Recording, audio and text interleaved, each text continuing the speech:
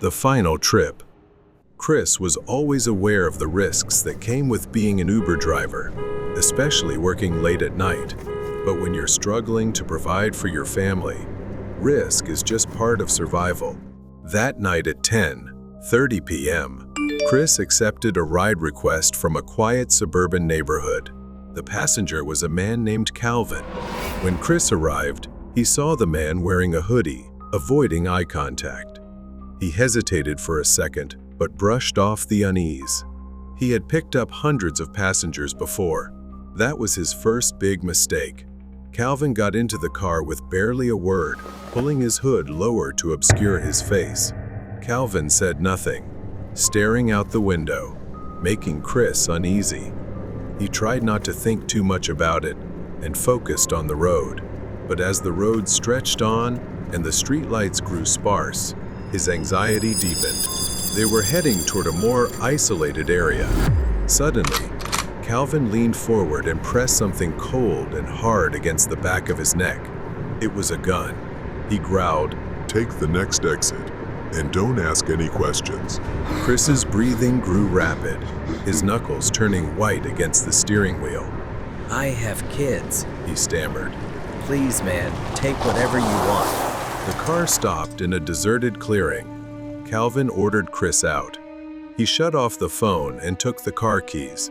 Desperation set in, but Chris refused to give up. The ground beneath him was wet and uneven. Cold sweat mixed with rain on his skin. Calvin pressed the gun into his back, motioning for him to walk toward the woods. At a clearing, he rifled through Chris's belongings, searching for anything valuable. He found some cash but grumbled that it wasn't enough before continuing to search. Chris saw his chance. With one swift motion, he pulled a can of pepper spray from his jacket pocket and sprayed it into Calvin's face. The man screamed in pain, stumbling backward and dropping the gun. Chris didn't hesitate. He ran as fast as he could. Branches tore at his skin, darkness making it impossible to see where he was going. But he didn't stop. It didn't matter anymore. Up ahead, Chris saw a light in the distance, a road, an escape. Behind him, Calvin had recovered. "You think you can run from me?" His voice echoed through the trees. Another mistake happened. Chris, too focused on looking back at his pursuer, tripped over a hidden rock and fell to the ground. Pain shot through his ankle. Before he could stand, Calvin grabbed his hair and yanked him back. Chris fought back, struggling against the grip. "Please don't kill me. I've given you everything I have." But instead, Calvin slammed him against a tree. Racked with pain and hopelessness, Chris collapsed, his vision blurring. He wished for anyone to save him, but maybe this was his chance to save himself. As Calvin gasped for air, rubbing his eyes from the earlier attack, Chris slowly, silently reached for a rock. Without a second thought, with every ounce of strength left in him, Chris swung the rock hard against Calvin's head. Blood trickled down his face as he staggered. Though his ankle was nearly twisted, Chris sprinted toward the light he had seen earlier. A narrow stream trickled through the forest, making him pause for a moment. Chris waded through the water, knowing the stream would mask his footsteps and movement. The pain in his ankle was nothing compared to the terror of what would happen if Calvin caught him.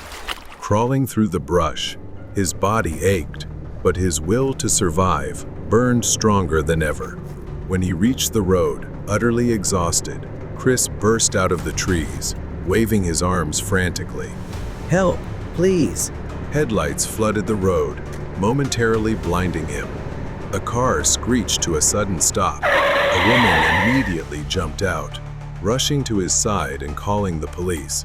That was the last thing Chris saw before his vision faded into exhaustion. Now safe, Chris was able to help authorities piece together the case against Calvin, leading to his arrest and trial. Despite his injuries, Chris was grateful he had survived. He would see his family again. Encounter with the stranger. Nana was driving alone on a deserted road late at night, eager to get home after a long day. She gripped the steering wheel tightly and turned on some music. hoping it would make the lonely drive a little less daunting. 15 minutes into her drive, the car jerked violently to one side with a loud bang. Her vehicle suddenly shuddered and came to a halt. She pulled over to the side of the road and realized she had a flat tire. Frustrated, Nana stepped out of her car to assess the situation. She crouched down to inspect the tire. It was completely flat. As she pondered how to handle the situation, a low whistle broke the silence in the distance. It was eerie and unsettling, especially considering the desolation of the area. Instinctively, her hand reached for the flashlight in her car trunk. She scanned the area and spotted a red Chevy parked under a tree. Nana checked her phone. It was 9 p.m. She wondered why someone would be whistling a romantic tune on such a deserted road. Even more troubling, she had no cell signal. Although her instincts told her to stay in the car, she thought maybe the owner of the car nearby could help with her flat tire. She began walking toward the sound. Just around the next bend, Nana stopped near a large tree surrounding a clearing. Beyond it was the edge of a cliff overlooking the starry sky. Nana saw a man and a woman sitting under the tree, seemingly sharing a romantic moment by a campfire. The man had his arm around the woman, her long blonde hair cascading over his shoulder. The man was whistling, whispering into her ear, and even chuckling softly. The night around them was eerily quiet, except for the rustling of leaves. She crept closer, hiding behind a tree, noticing something odd about the man's demeanor. His wide-eyed expression and erratic laughter sent chills down her spine. The man's voice broke the silence. Do you ever wonder if the stars are watching us? His tone was playful, but there was something darker beneath it. They're so eager to meet you. The woman didn't respond. His laughter grew louder, more maniacal. The strange atmosphere around them deepened. Nana tried to stay calm, but couldn't shake the feeling that something terrible was happening. A loud snap echoed as her shoes stepped on a branch. The man's head whipped around toward her. The firelight illuminated his face, streaked with blood, and his dark coat appeared damp and heavy. His eyes locked onto Nana's, unblinking with an empty calmness. A crooked smile stretched across his lips, as if he knew something. "Don't be afraid, little girl." Suddenly, he wrapped his arms around the woman and shoved her onto the ground. Her face finally revealed. Her pale face was streaked with congealed blood, her lifeless complexion suggesting she had been dead for hours. Nana stumbled backward, her flashlight trembling in her hand. The man's crooked smile widened as he stepped forward. Wait, He said, I won't hurt you. but his actions betrayed him. The man began sprinting toward her with terrifying speed. Nana ran back to her car, locking herself inside just in time, but the man stopped in front of her window. He peered inside, tilting his head unnaturally, his smile haunting. Then he raised a claw hammer in his hand and swung it at the window. She had never felt death so close. He raised the hammer again, and she knew the glass would shatter this time.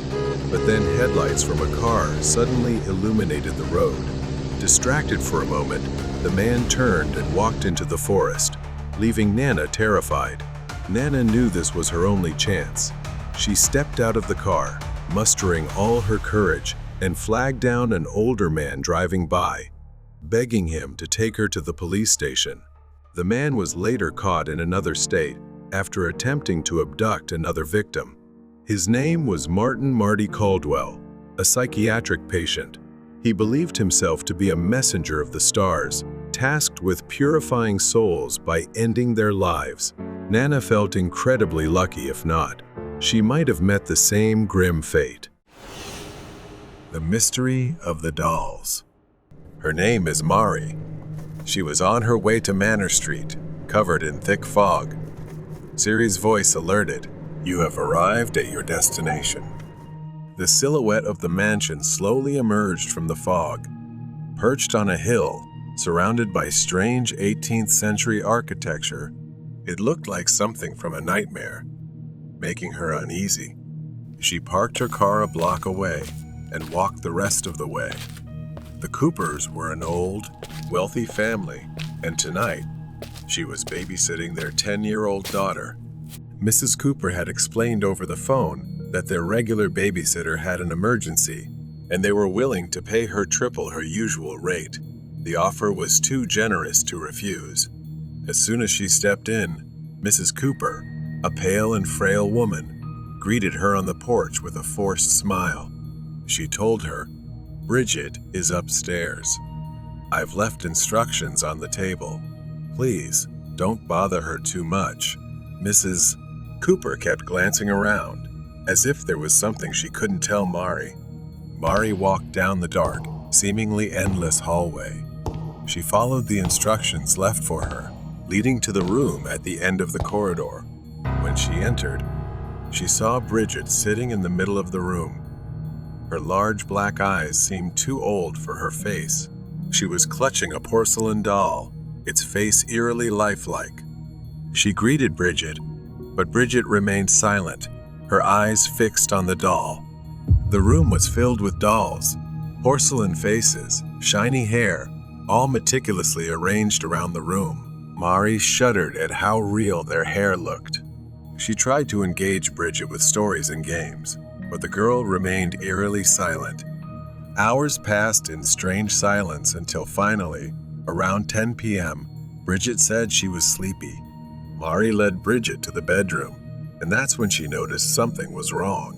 The girl began moving toward the dolls, saying, "They are my slaves." She could hardly believe her ears. She never expected something like that to come from a child. She knew she needed to keep a closer eye on the girl. By 2 a.m., she had dozed off on the couch. A sudden noise startled her awake. She groggily rubbed her eyes, trying to make sense of everything, when she realized someone was standing behind her. She thought it was Bridget. She couldn't believe her eyes. The girl's face was twisted, her features deformed, aging grotesquely. She clutched the doll tightly in her hands and muttered, "I like your eyes. I will have them." Fear gripped her as Bridget lunged at her with an unnatural strength for a child. She fell to the floor, the weight of Bridget's small body pinning her down. She screamed in vain as Bree's hands scratched her face. "I will take your eyes," Bridget hissed, her voice rasping as if it belonged to someone else. The girl began pulling at a handful of her hair wildly, gleefully. With all her strength, she shoved the child off. She ran down the long hallway, glancing back to see Bridget enraged, chasing her madly. In desperation, she grabbed a decorative figure from a side table and hurled it at Bridget. It struck her forehead, and Bridget screamed in pain, staggering back. But it wasn't enough to stop her. She ran until she burst through the front door, flagging down a passing car. The driver, alarmed by her disheveled appearance, helped her get to the nearest police station. When she returned to the mansion with the police, the truth revealed was more horrifying than anything she could have imagined. Bridget wasn't a little girl. The woman she had been babysitting was a dwarf, Mrs. C, Cooper's deformed sister, whose body never grew but whose mind had twisted into something monstrous over the years. She often comes to the mansion, kills them in their sleep, and collects what she likes. But what she likes the most is their hair. She will use it to make dolls.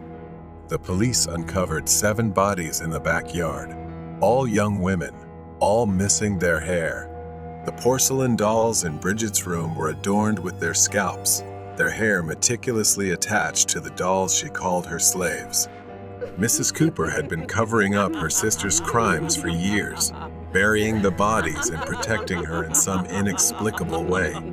The police arrested both women. She now sat in her small apartment, still haunted by the events of that night. She no longer babysat, and just the sight of a doll made her heart race.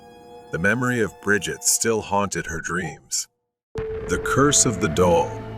The sun was setting as Claw walked home alone. Suddenly, an elderly woman appeared, dressed in tattered clothes, approaching her. The woman approached Clara, extending her hand which held an old, creepy-looking doll. What was strange was that the doll's head was tilted at an odd, unnatural angle, with a deep crack running down its body. At first, Clara intended to walk past, but something compelled her to stop. She gave the woman a few coins, and the doll was pressed into her hands before the woman left immediately. Clara returned to her apartment, the doll in her hands. She felt a shiver run down her spine, but dismissed it as just the chill of the night air. As she unlocked the door and stepped inside, she was completely unaware of the faint, soft footsteps following her. Claw held the doll up. Its lifeless eyes stared blankly, as if looking right through her. An uneasy feeling washed over her as she grasped its broken body and placed it on a high shelf before turning away. That night, Claw lay in bed. She tried to sleep, slowly turning onto her side. And right there, beside her pillow, was the doll, its broken neck tilted to one side. Its eyes stared hauntingly at her. She snatched it up and tossed it aside. The next morning, before heading to work, Claw paid little mind to it. She picked it up, glanced at it for a moment, then temporarily set the doll on the sofa. However, when she returned that evening, she found the doll in an odd position. Unexplainably, it was sitting on her bed in her bedroom, even though Claw had closed the door beforehand. She was certain she had left it in the living room. Claw furrowed her brow, glancing around her apartment, but saw nothing out of the ordinary. But soon after, she began to notice that her doll seemed to be moving around the room. In the following days, these occurrences seemed to persist. She began to see sticky notes scattered throughout their apartment, with phrases like "hello" and "it's broken." These notes were written on leather paper, something they didn't even have in the house. One afternoon, while alone in the apartment, Claw heard a faint rustling sound, as if someone was moving inside. She froze, straining to listen. After a moment, she began searching the rooms but found no one. However, on the bedroom floor, she saw the doll lying face down, its neck broken at an odd angle. A sharp pain shot through her chest, and she glanced at her hand, horrified to see bloodied scratches. The streaks of blood ran down her palm, though she had no idea how they got there. She stared at the doll, feeling as though its lifeless eyes were mocking her. What she couldn't understand was that within 2 days, the scratches vanished as if they had never existed. That night, Clara lay in bed, nervous. She tried to close her eyes, but a faint whisper echoed throughout the room, growing louder and louder until she could clearly hear the words, "It's over." Suddenly, a pressure bore down on her, and her eyes flew open to find the doll just centimeters from her face. Its eyes locked onto hers. Claw gasped for breath. She sat up, but the doll had vanished. It remained on the shelf as if it had never moved. Days passed, and Claw became increasingly withdrawn, her face pale, eyes dim. The presence of the doll seemed to grow, draining her energy. In a final frenzy, Claw found a metal bin in a nearby alley and threw the doll into the fire. The fabric doll burned, and Claw looked away, believing it was all over, and went home. But when she returned, the doll, singed but seemingly unharmed, sat inexplicably in her room. She felt powerless and exhausted. She picked it up. Suddenly, she collapsed to the floor, a strange sensation washing over Claw, as if her soul was being pulled from her body, drained by the doll. The next morning, an old woman stood in an alley. In her hands, she tightly clutched the tilted doll. People passed by, avoiding looking, instinctively feeling uneasy before her presence. Then there was a girl whose expression was more curious than scared. Her eyes stared at the doll, a curious excitement flashing in her gaze. She walked over and held out the doll. "You seem to like it, don't you?" She held out her hand, almost reaching for it before she pushed it away like she always did. She was excited to have it. Letting go, she watched contentedly as her new victim clutched the doll. Seemingly unaware of the curse, she was welcoming. As the young girl turned away, the old woman's eyes followed her. That's right. She was born to do this. The mysterious house in the deep forest. The room was dark, the only light coming from the flickering flames of the fireplace. Nick sat in the chair, lost in thought. He remembered what he had gone through and seemed unable to escape that feeling. In the late 80s, Nick and his friend Ken, both experienced hikers, decided to take a different route from their usual long-distance trails. They passed through the woods behind the farm, intrigued by a nearby ranch that raised exotic animals like cassowaries, strange and out of place in the countryside. They ventured deeper into the forest, the trees becoming denser as they moved further from familiar grounds. The air was filled with a damp smell as they pushed through thick underbrush, their excitement gradually building. As they continued walking, they strayed off the path and came upon an old, dilapidated house neither of them had seen before. It looked as if it had been abandoned for decades. Just looking at the house gave Nick an ominous feeling, but they couldn't resist their purpose, to explore, so they naturally decided to go inside and check it out. Inside, the house had a very classic style, probably built in the late 40s or early 50s. But Ken saw and witnessed something even more terrifying. There were writings and symbols in strange, Latin-like languages about a worship ritual believed to be satanic or pagan. Some of the images depicted how to sacrifice human souls to an entity believed to be demonic, leaving them in disbelief. Ken exclaimed, as it was the first time he'd seen anything like it. To this day, and even at that moment, Nick still insists that some of the symbols painted on the walls were not merely red paint. The kitchen was cramped, and there was a narrow staircase leading upstairs. It was so tight that their shoulders would brush against the walls as they ascended. As they climbed the stairs, Nick felt a cold breath on the back of his neck. He glanced back, but saw only Ken behind him. Ken stopped midway, frozen in place, insisting that he had seen a shadow dart across the stairs above.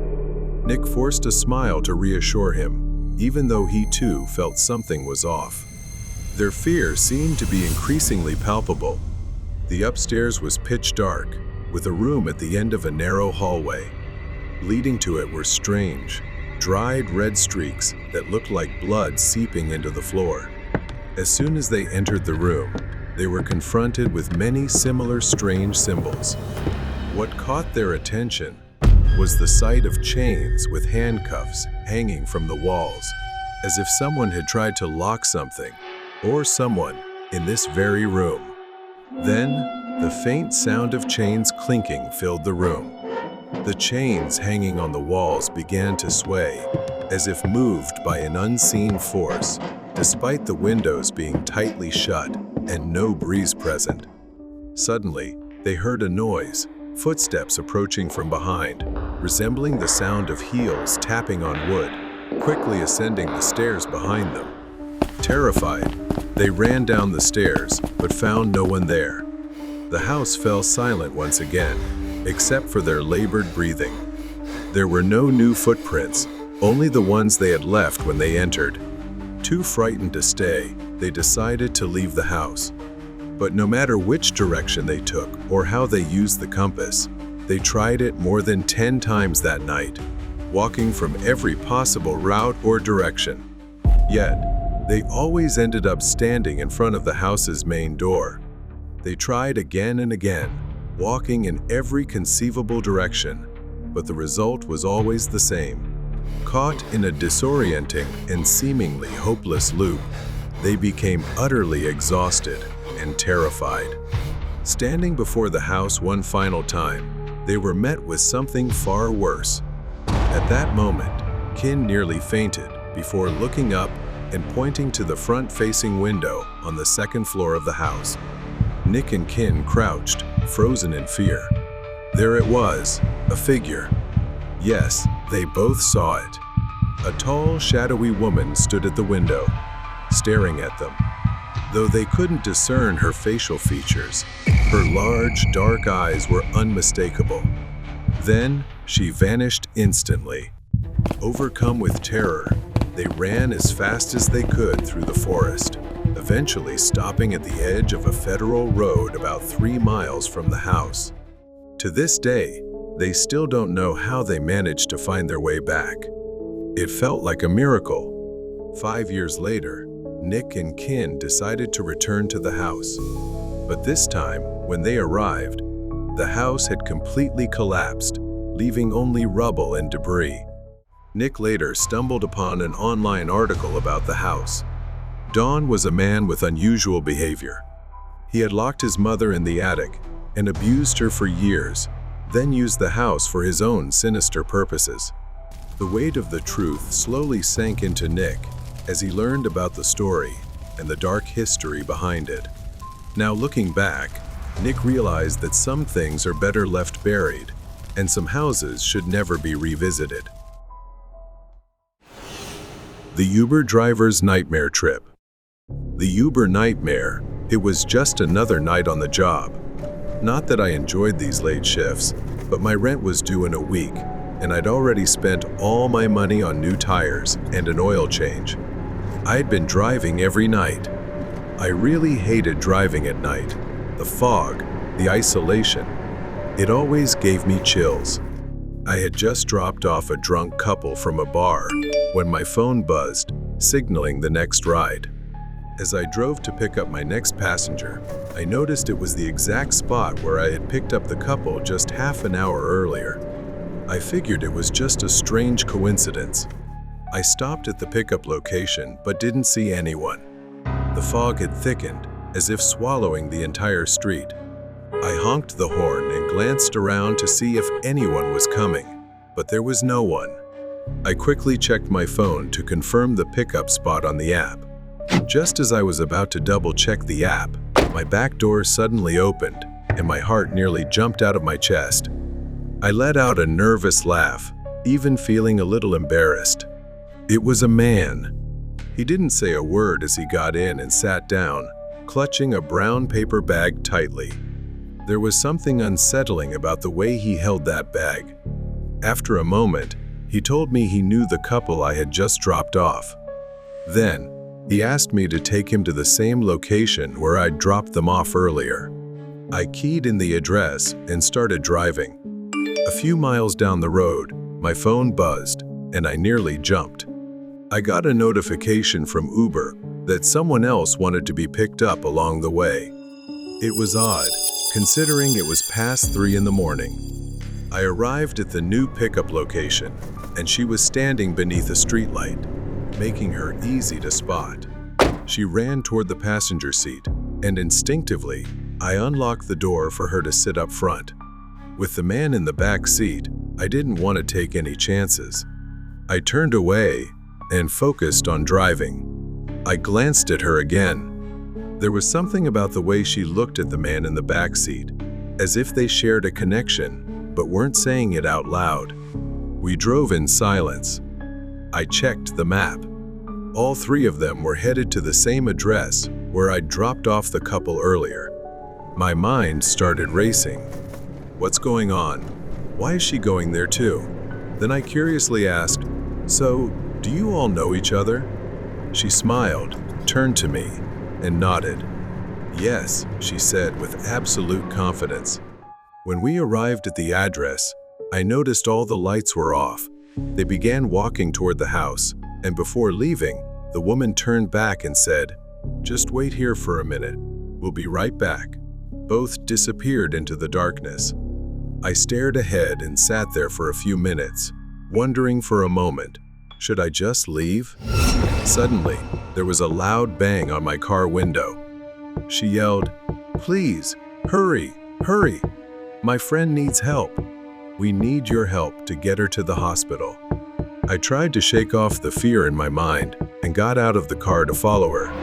When we reached the door, the man slammed it shut behind me. He shoved me to the ground, and I saw the knife in his hand. The woman's voice changed, her calm demeanor replaced by a cruel laugh. She slowly turned to me and told me to run while laughing maniacally. I crawled as quickly as I could to the dining room, and I couldn't believe my eyes, the couple I had dropped off an hour ago. But they were no longer alive. The man was now behind me. He was so close. I ran as fast as I could. Luckily, he slipped, giving me just enough time to sprint up the stairs. I wedged myself into a closet, trying to suppress my sobs. I wasn't sure how long I could stay hidden. Then I suddenly realized there was a figure, a woman, standing in front of the closet. Perhaps the blood trail on the floor had given me away. I hesitated, but saw she was alone outside. I took a chance, shoved the door open, and knocked her to the ground. I hurried to the window without hesitation. I smashed the glass, breaking it, and climbed out. Pain shot through my arm, but I ignored it. I couldn't go back. I just ran, got into my car, and drove straight to the police station. My efforts paid off. The next morning, investigators uncovered the full extent of the killer's crimes. Dozens of drivers had been lured to their deaths in the same way I had been. They had used ride-sharing services as a cover, abducting innocent victims one by one, all for their dark purposes. This ruthless duo had evaded capture many times, but not this time. They were arrested. I felt incredibly lucky because, as far as I knew, most people didn't survive. The nightmare, it seemed, had finally ended. The night at the airport. Kevin was always a hardworking guy, juggling a daytime job and night shifts at the airport to earn extra money. Partly, it was convenient because he lived nearby, making the commute easy. It was Kevin's first night shift. The terminal was eerily quiet when he arrived around 1 a.m. The airport manager handed him a set of keys, saying he would return around 4 a.m. Do you have a flashlight? The manager asked. Kevin nodded, assuring him he did, and began his tasks, mopping the floors, inspecting restrooms, and ensuring no pipes were leaking. Everything was so quiet that he could hear the echo of his own footsteps. While wiping down the counters, he glanced out at the silent runway. It was a familiar sight, but tonight, something felt different. Then he heard a woman's laughter from somewhere far away. At first, he thought it was his imagination, but the sound was too distinct to ignore. Is anyone there? Kevin called out, his voice echoing in the empty space. There was no reply. Suddenly, the sound changed. It was no longer laughter, but heavy footsteps coming from the restroom area. He assumed it might be a homeless person who had snuck in. Suddenly, the lights flickered, plunging the hallway into darkness. He grabbed his flashlight and headed toward the source of the noise. The restroom was at the end of the terminal, and his unease grew with each step. He shone his flashlight into the room, but the only thing he saw was a woman with long black hair, standing with her back to him. He couldn't see her face because she was facing away. Excuse me, ma'am. You can't be here. Something was off. She seemed to vanish. He stepped closer, noting strangely that none of the stall doors were closed. Kevin waited a few seconds in the dark with his flashlight before deciding to check for himself. When he reached the last stall, the hair on his neck stood on end. There was no woman. Alone in the restroom, he splashed water on his face, trying to shake off the sleepiness and clear his head. Kevin went out to find the power switch to turn the lights back on, but he froze. On the floor he had just cleaned, there were now dark, blood-like footprints. Sweat began dripping down his forehead as fear took hold. He decided to call his manager, but when he pulled out his phone, there was no signal. The footprints led him to the far end of the airport, near a narrow hallway that descended into the basement. Just before Kevin reached the basement door, he heard something, a heavy, labored breathing. Someone was on the other side. From the darkness, he saw an eye, wide open, with a tiny black pupil staring at him through a crack. Kevin panicked, collapsing to the floor. He had never felt this kind of fear in his life. Suddenly, the eye blinked, and Kevin realized he was entirely alone in the airport. He remembered locking the doors after the manager left, meaning there was no way anyone else could have entered. So, who was on the other side of the door?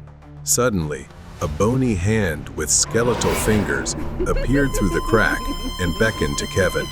The terrifying eyeball stared at him. The woman's laughter echoed once more, and then the basement door burst open. Kevin wanted nothing more than to stand and run as a spine-chilling scream erupted, shattering every glass window around him. Kevin shielded his face from the flying shards and began shouting for help. Then, a chilling gust of wind swept over him. He opened his eyes to see a terrifying woman staring directly at him, so close that Kevin could feel her icy breath on his skin. Her face was gaunt, with blood dripping from her head as she stared into him. She opened her mouth as if to speak, but only distorted moans escaped. Then everything faded to black. Later, he awoke to someone calling his name. Kevin found himself lying on the floor, with the manager helping him up. Looking around, everything seemed untouched. There were no footprints or broken doors. After leaving, Kevin learned he had passed out near the site where a woman had been assaulted by a dangerous man. The culprit had disguised himself as a janitor to hide in the airport. Perhaps Kevin's decision not to follow the ghost into the basement had saved his life. The kidnapper's scary plan. Lily was on her way home from her best friend Emma's house. Emma's house was on a hill, and despite Emma urging Lily to stay over, she decided to head home.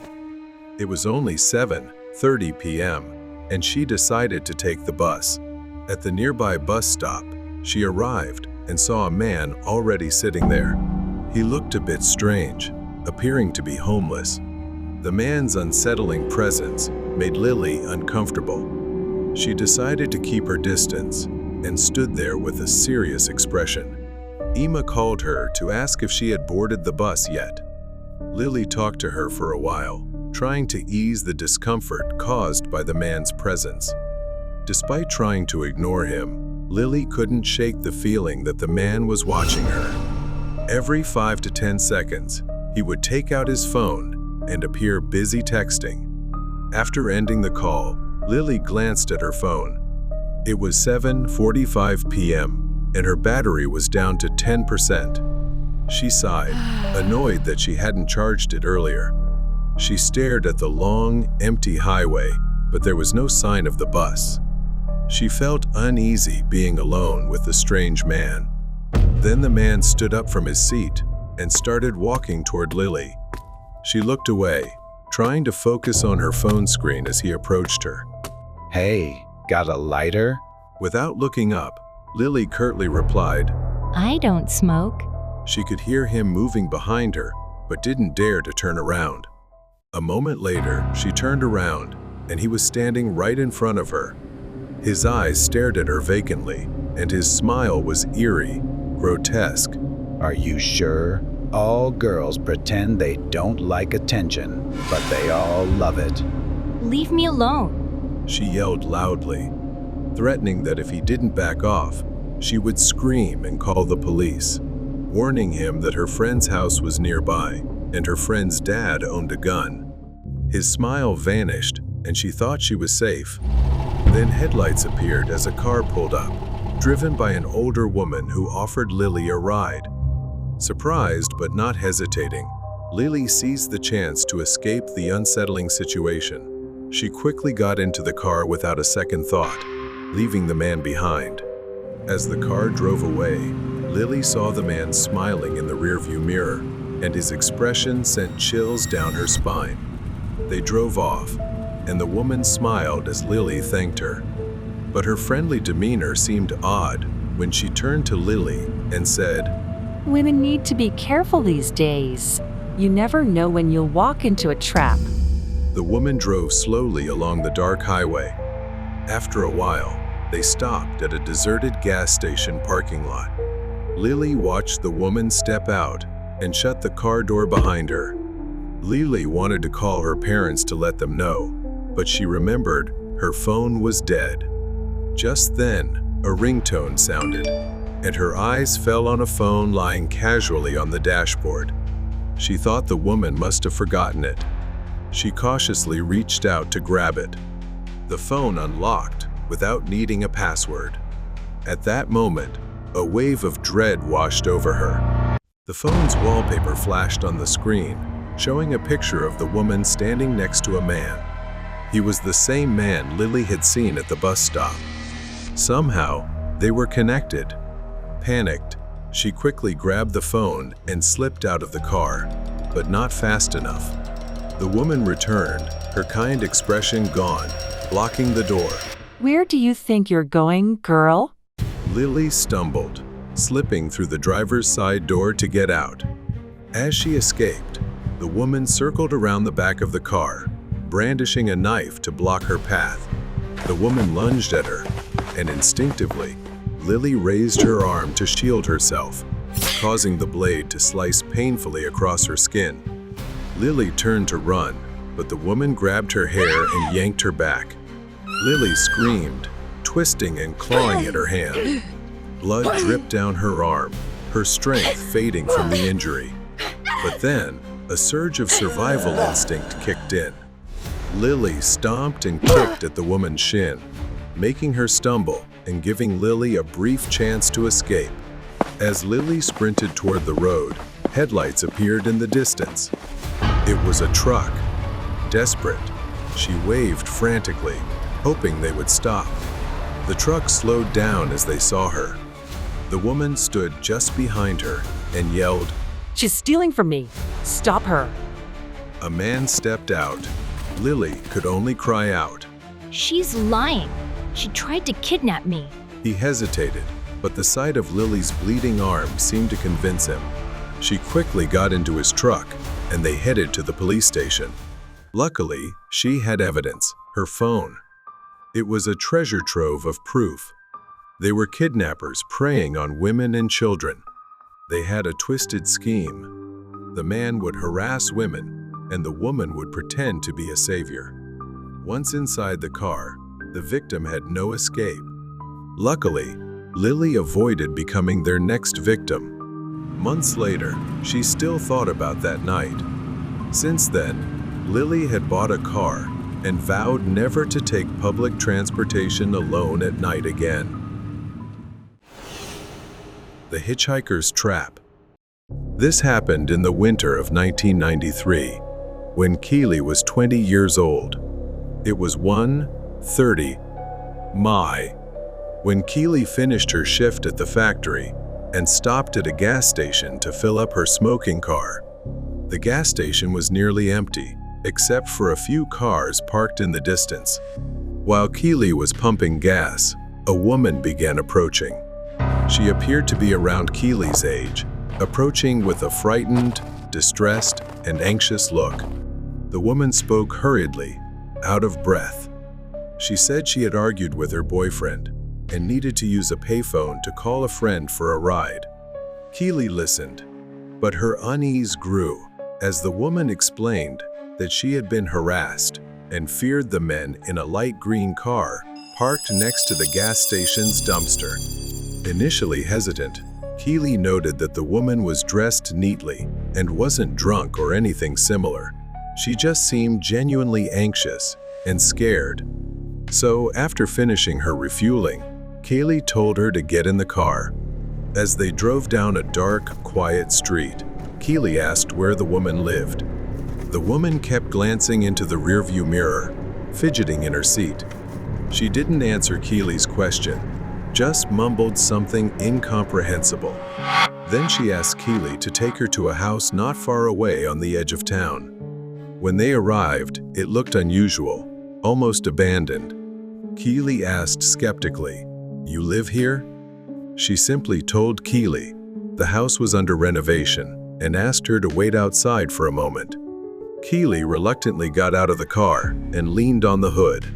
She called back, asking Keely to help her. Still trying to make sense of everything, Keely reluctantly agreed and approached the porch. However, as Keely neared the house, a sense of hesitation crept over her. Something about this house, and the woman felt off. Just as she reached out to touch the doorknob, a loud bang erupted behind her. Time seemed to freeze, and she felt a sharp pain at the back of her head. Everything spun as the pain surged, and the next thing she knew, she was collapsing onto the ground in front of the porch. Keely's vision blurred, but she could still see the woman standing over her with a smug smile. "Thanks for the help," she said, as darkness consumed Keely, punctuated by her chilling laughter. When Keely woke up, her wrists and ankles were tightly bound with rope. Her head throbbed with pain as she lay on the floor of a dark, filthy room reeking of mildew. Keely didn't dare move, but observed what was happening. The woman sat on a chair not far away, holding up her phone on a video call. "You should mind your own business," she said, not even glancing at Keely. Keely regained her vision and focused on the phone screen. It was a man standing next to a car, the same one she had seen at the gas station. He said he'd pick her up soon to catch more victims. She realized everything from the start had been a trap. Keely struggled against her restraints, her mind racing. She knew she had to act fast. Despite the pain, Keely, being the only woman at the plastic factory, had learned to handle such situations. She relied on her experience to quietly inspect and work on her restraints. Finally, the rope loosened slightly, but the woman began approaching Keely, so she decided to stay still, pretending nothing was amiss. When the woman seemed to sense something, she moved closer to Keely. The moment arrived, Keely sprang up, elbowing her in the face. She turned and kicked the woman hard with her bound feet, causing her to stumble painfully to the ground. That gave Keely the chance to free her legs and run outside. Keely dashed outside and got into her car.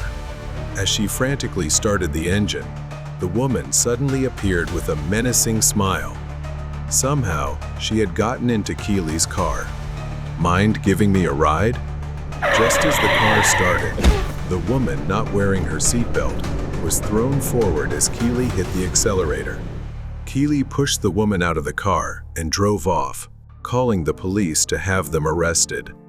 When Keely finally got home, she told her sister about the harrowing encounter. While relieved that Keely was safe, her sister scolded her for not going to the police immediately. After a few days of investigation, the police arrested the two criminals. Keely couldn't believe what had happened, but at least she had survived. And she learned a terrifying lesson about the hidden dangers in seemingly harmless situations. The girl in the red dress. The house we moved into after my father's death wasn't anything special, just another old, quiet mansion in the suburbs, far removed from our old life.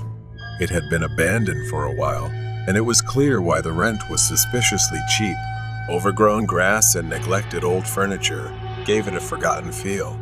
But to my mother, it was home. I was 20 years old, and I dealt with my grief in my own way. Not long after we moved in, I began noticing small things slowly emerging in the house. But the sounds of whispers, creaking noises made me uneasy and anxious living there. It started with scratching, soft, persistent, on the other side of my bathroom door. At first, I ignored it, hoping it was just my imagination. But night after night, the sound continued. Then came the knocking, sometimes at the front door, sometimes at the window. It always came around midnight, but no one could possibly be there. We kept the gate locked, and no one could enter the yard. Yet the knocking continued. I told my mother. She dismissed it, saying, "It's just an old house." But I knew the house wasn't just old, it was holding on to something. One night, I invited my friend Joe to stay over. We were sitting in my room talking about school when we heard voices coming from the kitchen. It was well past midnight. Everyone should have been asleep. Out of curiosity, we pressed our ears against the door. A conversation was happening just outside, but we couldn't make out a single word. We tiptoed into the hallway, but the kitchen was empty, dark, cold. We checked the entire house, nothing. Everyone was asleep. The voices were gone, leaving only a chilling silence. A few weeks later, my brother decided to test his luck. He and his friends thought it would be fun to play with a Ouija board in my room while I was away. They thought it was just a silly, superstitious game. At first, nothing happened. They laughed awkwardly, asking questions but receiving no response. Then one of them froze. His face turned pale, his body stiff like a statue. Without a word, he bolted from the room, his friends close behind, terror in their eyes.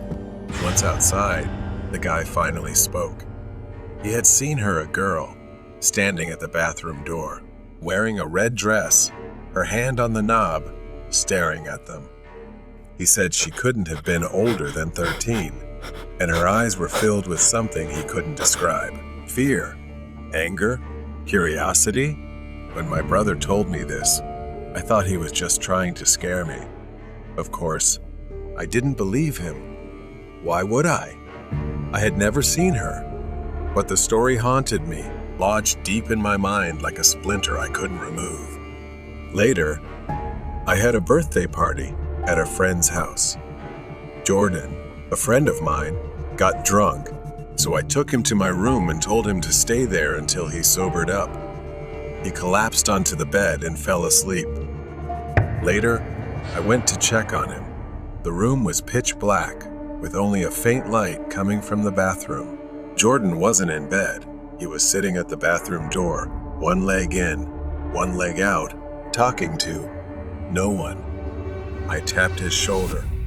He jumped, then looked at me, confused. He glanced back at the bathroom, then at me again. He mumbled, "I thought I was talking to you, but I just laughed it off, thinking he was too drunk." The next day, he explained, I was teasing him, but he was dead serious. In his drunken state, he had seen a girl in the bathroom. She was wearing a red dress, standing in the middle of the bathroom, asking why he was there. And when I walked in, she disappeared. It didn't stop there. The hauntings, the knocking, the voices continued. My fear grew as one by one. People close to me began talking about an entity that I had never seen in this house. I left my room and went to talk to my mother. While we were on vacation, my aunt and uncle stayed at the house. When we returned, they were sleeping on the living room floor, terror etched across their faces. They said the shower in my room kept turning on by itself, and the radio too, making it impossible for them to stay inside. My mother had no choice but to confront the landlady, who initially denied everything. But the truth came out. The landlady's mother had lived in this house as a teenager with her twin sister, who had ended her life in the bathroom wearing a red dress. It was all true. The red dress, the girl, the spirit trapped within the walls of our home. I didn't know how I was going to convince my mother to leave, but since we were struggling financially, it was piling up. So I had no choice but to stay in the house a little longer. The girl in the red dress. The days that followed were tense, filled with a thick sense of unease that blanketed the house. My mother decided we should move out and find a new place to live. However, things weren't settled yet, and we faced difficulties. So we had to stay in the house a little longer to figure things out. That was our last night in the house. I couldn't sleep. The woman in the red dress kept lingering, haunting my mind. I lay in bed, wrestling with these thoughts until I couldn't take it anymore. I needed to see the house one last time. I got out of bed and walked through the dark hallway. I headed to the bathroom, where it all began. As I reached the bathroom, a chill filled the air, heavy with tension. I hesitated at the doorway, feeling something preventing me from turning on the light. I stepped inside, the cold tiles pressing against my feet, and then I felt another presence in the room. Fear gripped me tightly. Her presence was so strong, I could feel her breath on the back of my neck. I didn't dare turn around, didn't dare move. As I stood in the darkness of the bathroom, a cold hand rested on my shoulder, and a flood of images of the girl in the red dress filled my mind. It was as if she was showing me her story, buried for decades. The girl, now known to me as Maria, had lived in this house long ago. She was intelligent and talented, but her life was full of suffering because her twin sister was always more favored for her beauty. Everything about Maria seemed overshadowed by her sister. As the years passed, she felt trapped in her own home, living in her sister's shadow, who seemed to have everything Maria longed for. The breaking point came when her sister fell in love with a man. They planned to marry, with their parents' blessing. But Maria, who had quietly loved the same man, was devastated. Even her own chance at happiness was taken from her. Unable to bear the pain, Maria spent much of her time in the small bathroom. It became her sanctuary, the only place where she could escape the suffocating presence of her sister, and the life she felt was never meant for her. One night, overwhelmed by sorrow and loneliness, she made a tragic decision. She thought that leaving this world would make things better, and she ended her life in that very bathroom. Her sister, consumed by guilt, left the house in grief, but Maria's spirit remained bound to the house, trapped in the place where she had taken her own life. As the images faded, I understood the profound despair of Maria. Her spirit had lingered all these years, waiting for someone to recognize her pain. But now, as I stood there in the bathroom, I felt a strange connection with her. The sorrow that had once filled the room was replaced with an intense urge to help her find peace.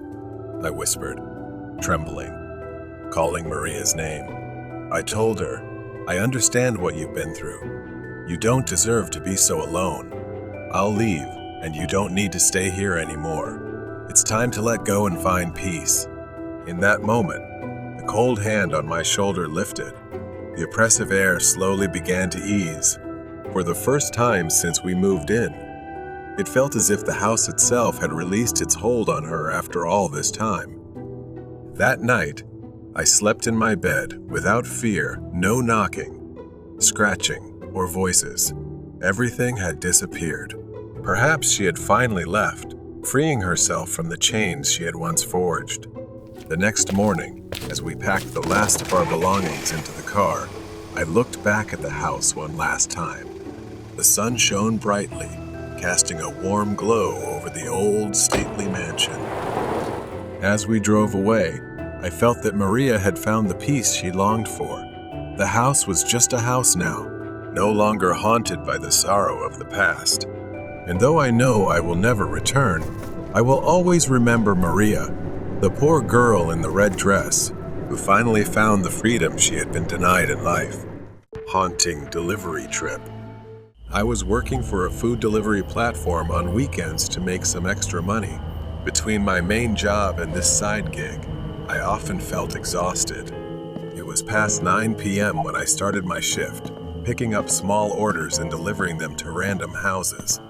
After my first delivery, I drove around the area for a while, waiting for something to come through. 20 minutes passed with nothing. Just as I was about to give up, my phone buzzed with an order for just 1 tacos and a drink. I confirmed the order and headed to the restaurant to pick it up. After grabbing the order, I began the 10-minute drive to the customer's house. It was a normal neighborhood, nothing unusual. As I approached a red light, I noticed a pickup truck stop next to me. Instinctively, I glanced over. The guy in the truck was leaning out of the window, staring straight at my car. I looked away when the light turned green and pressed the gas. I glanced in my rearview mirror. The truck was now in my lane, driving a short distance behind me. As I approached the neighborhood where I was making the delivery, the truck was still behind me. Was he following me? The route was mostly straight, so I wasn't sure if he was just heading in the same direction. I tried to stay calm, but the moment I turned into the neighborhood, I knew. The pickup truck turned in too. Maybe he lived here, I thought. I continued driving through the quiet suburban streets, following the GPS until I reached the final road, a dead end. I braked and parked on the side of the road near the house number I had to deliver to. The truck followed and parked behind me. I sat there, frozen, trying to come up with a plan for the worst-case scenario. What was this guy doing? Was he really following me? I glanced at my phone and saw a message from the customer asking, "When will the food arrive?" Could it be the guy in the truck? Was he the customer waiting for me to step out?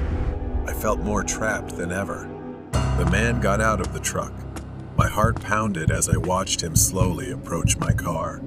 He stopped right by my trunk, his face partially hidden in the shadows. Then, out of nowhere, he grabbed something like a metal rod and slammed it into my rear windshield. The glass shattered around me. I screamed and, without thinking, instinctively slammed my foot on the gas. The man jumped onto the back of my car, nearly lying flat as he tried to crawl through the shattered window. I swerved sharply, making a U-turn, and felt him fall off the car.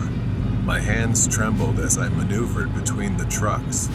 In the rearview mirror, I saw him stumbling in the street as I sped away.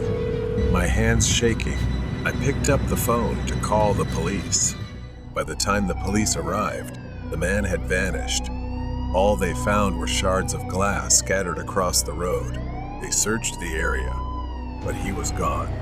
I stood staring at the cracks in my shattered windshield, and memories of the terrifying experience replayed in my mind.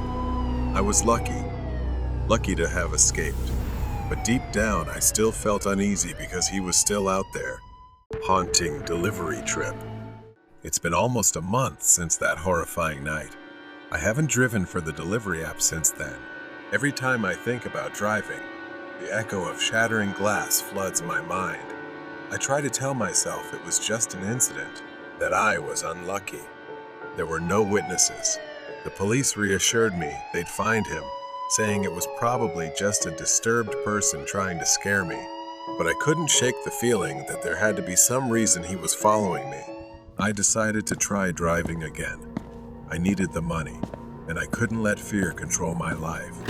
I told myself that this time I'd be careful and avoid driving too late at night, and I'd stay away from isolated neighborhoods. As I got into the car, that familiar fear washed over me. My hands were sweaty. I tried to close my eyes, take a deep breath, and turn the key in the ignition. Things started off fine. I was careful and checked my mirrors more frequently. But as the sun set, my phone buzzed with an order that sent a chill down my spine. 1 taco and a drink. A simple order, just like that night. I hesitated, my thumb hovering over the accept button. I figured it was just a coincidence, so I accepted the order. A light drizzle had begun. The drive to Taco felt eerie, as if I was retracing the same steps as that night. I picked up the order and placed it on the passenger seat. As I drove to the delivery address, waves of anxiety hit me. The house was in a different neighborhood, but each turn felt strangely familiar. When I parked at the curb, the hairs on the back of my neck stood up. The headlights of a car behind me suddenly flicked on.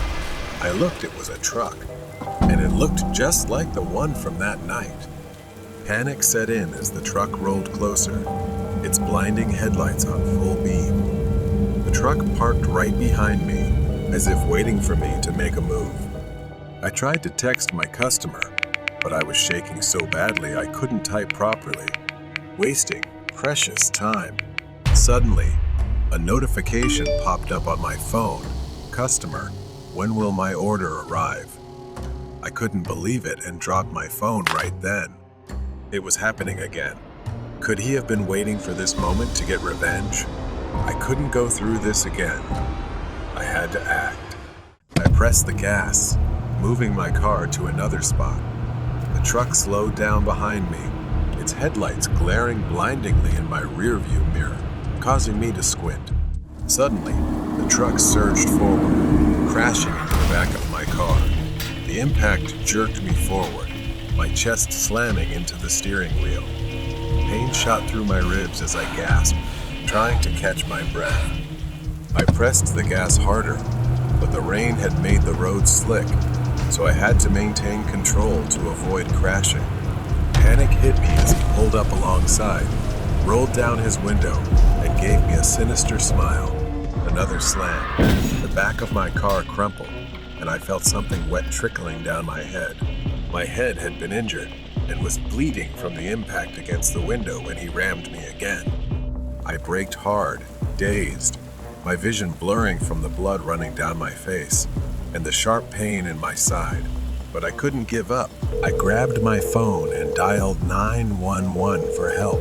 I could see his silhouette through the rain, stepping out of his truck. I refused to give up, flooring the gas and driving blindly. My car slammed into a tree. Desperate to survive, I fumbled for the door handle, trying to get out before he got too close. In the distance, I could hear him screaming angrily. I forced myself to run, sprinting toward the woods at the edge of the road. Suddenly, I tripped. My ankle twisted and sharp pain shot up my leg. I couldn't move. He was almost on top of me, his shadow looming as I tried to crawl toward the edge of the road. I turned to face him. He raised the crowbar high above his head, ready to strike, and I screamed. But then, the sound of police sirens cut through the quiet rain. He froze, trying to run, but it was too late. The police used a taser and tackled him to the ground. He was finally caught. I fainted, slowly losing consciousness. Paramedics loaded me into an ambulance, and a wave of relief washed over me. The nightmare was finally over. The truck driver's scary encounter. The night was quiet, and I was out making overnight deliveries. Miles of open road stretched before me. I glanced at the clock.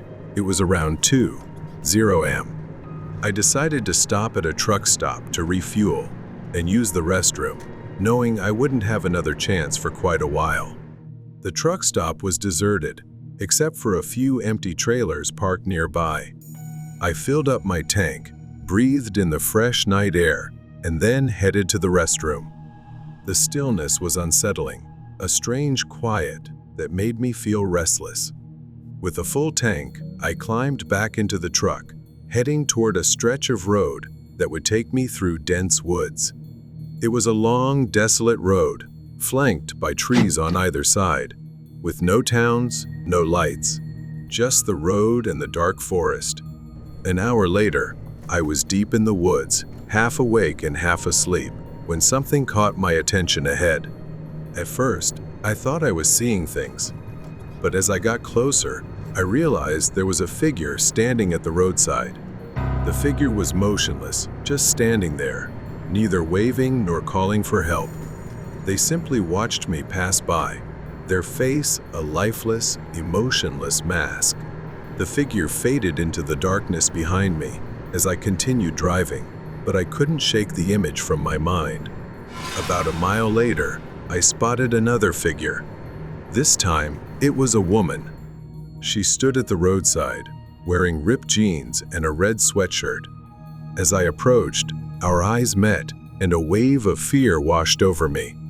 She didn't move, didn't gesture. She simply stared, her gaze cold and unblinking. I glanced in the rearview mirror, catching a final glimpse of her as she turned her head to watch my truck go by. Her eyes locked onto mine through the glass. I gripped the steering wheel tighter, trying to shake off the fear and keep going. I turned my attention back to the road, and my heart nearly stopped. Lying in the middle of the road was a body, sprawled out, arms and legs wide. I slammed on the brakes, the weight of the truck lurching forward as I came to a sudden stop. My mind raced as I stared at the figure lying in the road. I couldn't tell if they were dead or alive, but they were completely motionless. There were no signs of an accident, no debris, no skid marks, just this body, as if they had simply lain down in the middle of the road. I felt the need to go outside to check on them. The forest loomed on both sides, dense and dark, and I couldn't shake the feeling that I was being watched, that there were eyes lurking in the shadows, just beyond the reach of the headlights. I slowly maneuvered the truck around the body lying in the road, my heart pounding, my mind swirling with doubt. Maybe I should stop and check, just to make sure they were okay. I parked the truck a short distance away, and reluctantly, I stepped outside, but there was something about the way they were lying. I was almost there when a horrifying realization struck me. The body was no longer lying on the ground. It was standing upright, staring directly at me with empty, soulless eyes. That figure took a step forward, his movements jerky. Perhaps that was when I realized I had been lured into a trap. I turned to run back to the truck, but the figure lunged forward, moving quickly, intent on hunting me. I had no choice but to flee into the woods. Then I stumbled and fell hard to the ground. A sharp pain shot through my ankle as I tried to get up, but that figure had come closer, a malicious look on their face. I grabbed a fairly large broken branch and held it out in front of me as he slowly approached with a sinister smile. I fought back with everything I had, but he was very strong, moved quickly, and was brutal. When he kicked me in the hip, I staggered backward. I thought everything was over, but a loud explosion echoed through the trees. I followed his gaze and saw a hunter standing nearby, his rifle aimed directly at my attacker. Under the dim moonlight, the hunter's tough and determined face pulled the trigger. The attacker staggered back, clutching his shoulder, dazed for a moment. The attacker staggered, trying to flee, but he was no match for the hunter. The hunter quickly seized him, easily subduing him. He started pulling out his phone and calling the police. I fell to the ground, relief and exhaustion washing over me at the same time. Soon, the flashing lights of police cars cut through the darkness, illuminating the forest. Officers approached, weapons drawn, securing the area as they took my statement. A few days later, I learned the police's conclusion. They called me into the station for a statement and some information. I found out that the man I had encountered, the one lying in the road, was not a stranger to the area. They identified him as a notorious criminal, wanted for a series of highway robberies targeting truck drivers. He and his accomplices planned and staged fake accidents to lure drivers out of their vehicles. They would lie in wait in the woods, ready to ambush anyone who fell into their trap. The strange encounters I had with the figures by the roadside were all part of their twisted game, a psychological tactic to unsettle and confuse victims before the final act. Thanks to the intervention of the hunter and the swift response of the police, they tracked down the criminals and apprehended him. With him now facing serious charges, I knew he wouldn't be lurking in the shadows, preying on unsuspecting people any longer. The neighbor's dark secret. I often have insomnia, so I often choose to stand at the balcony door, looking out at the quiet neighborhood. I live in a really isolated neighborhood. The houses around here are not right next to each other, although I do have a neighbor who has a fence that I can see over if I stand on the balcony. I'm not being nosy or anything, but that night, I was looking into his yard. I've never met him because that neighbor just moved in, but I assume he lives alone because there's only one black truck parked in his yard. Today, I continued to go to the balcony and look at his yard. The truck had been missing for a week. I played the game of observing the truck at night and theorizing about its purpose, even though that was none of my business. Suddenly, one day, I saw him. My neighbor walked out of the house, dragging something. It looks like it's a long, black bag. It looked quite heavy, and it took him a lot of strength to pull it. On the ground, there is a leak of something that looks thick. He struggled to lift it, then pulled it toward the truck, sliding the side door open. He stuffed the bag into the trunk before driving away, then glanced around as if checking to make sure no one was watching. I stood there, my mind spinning.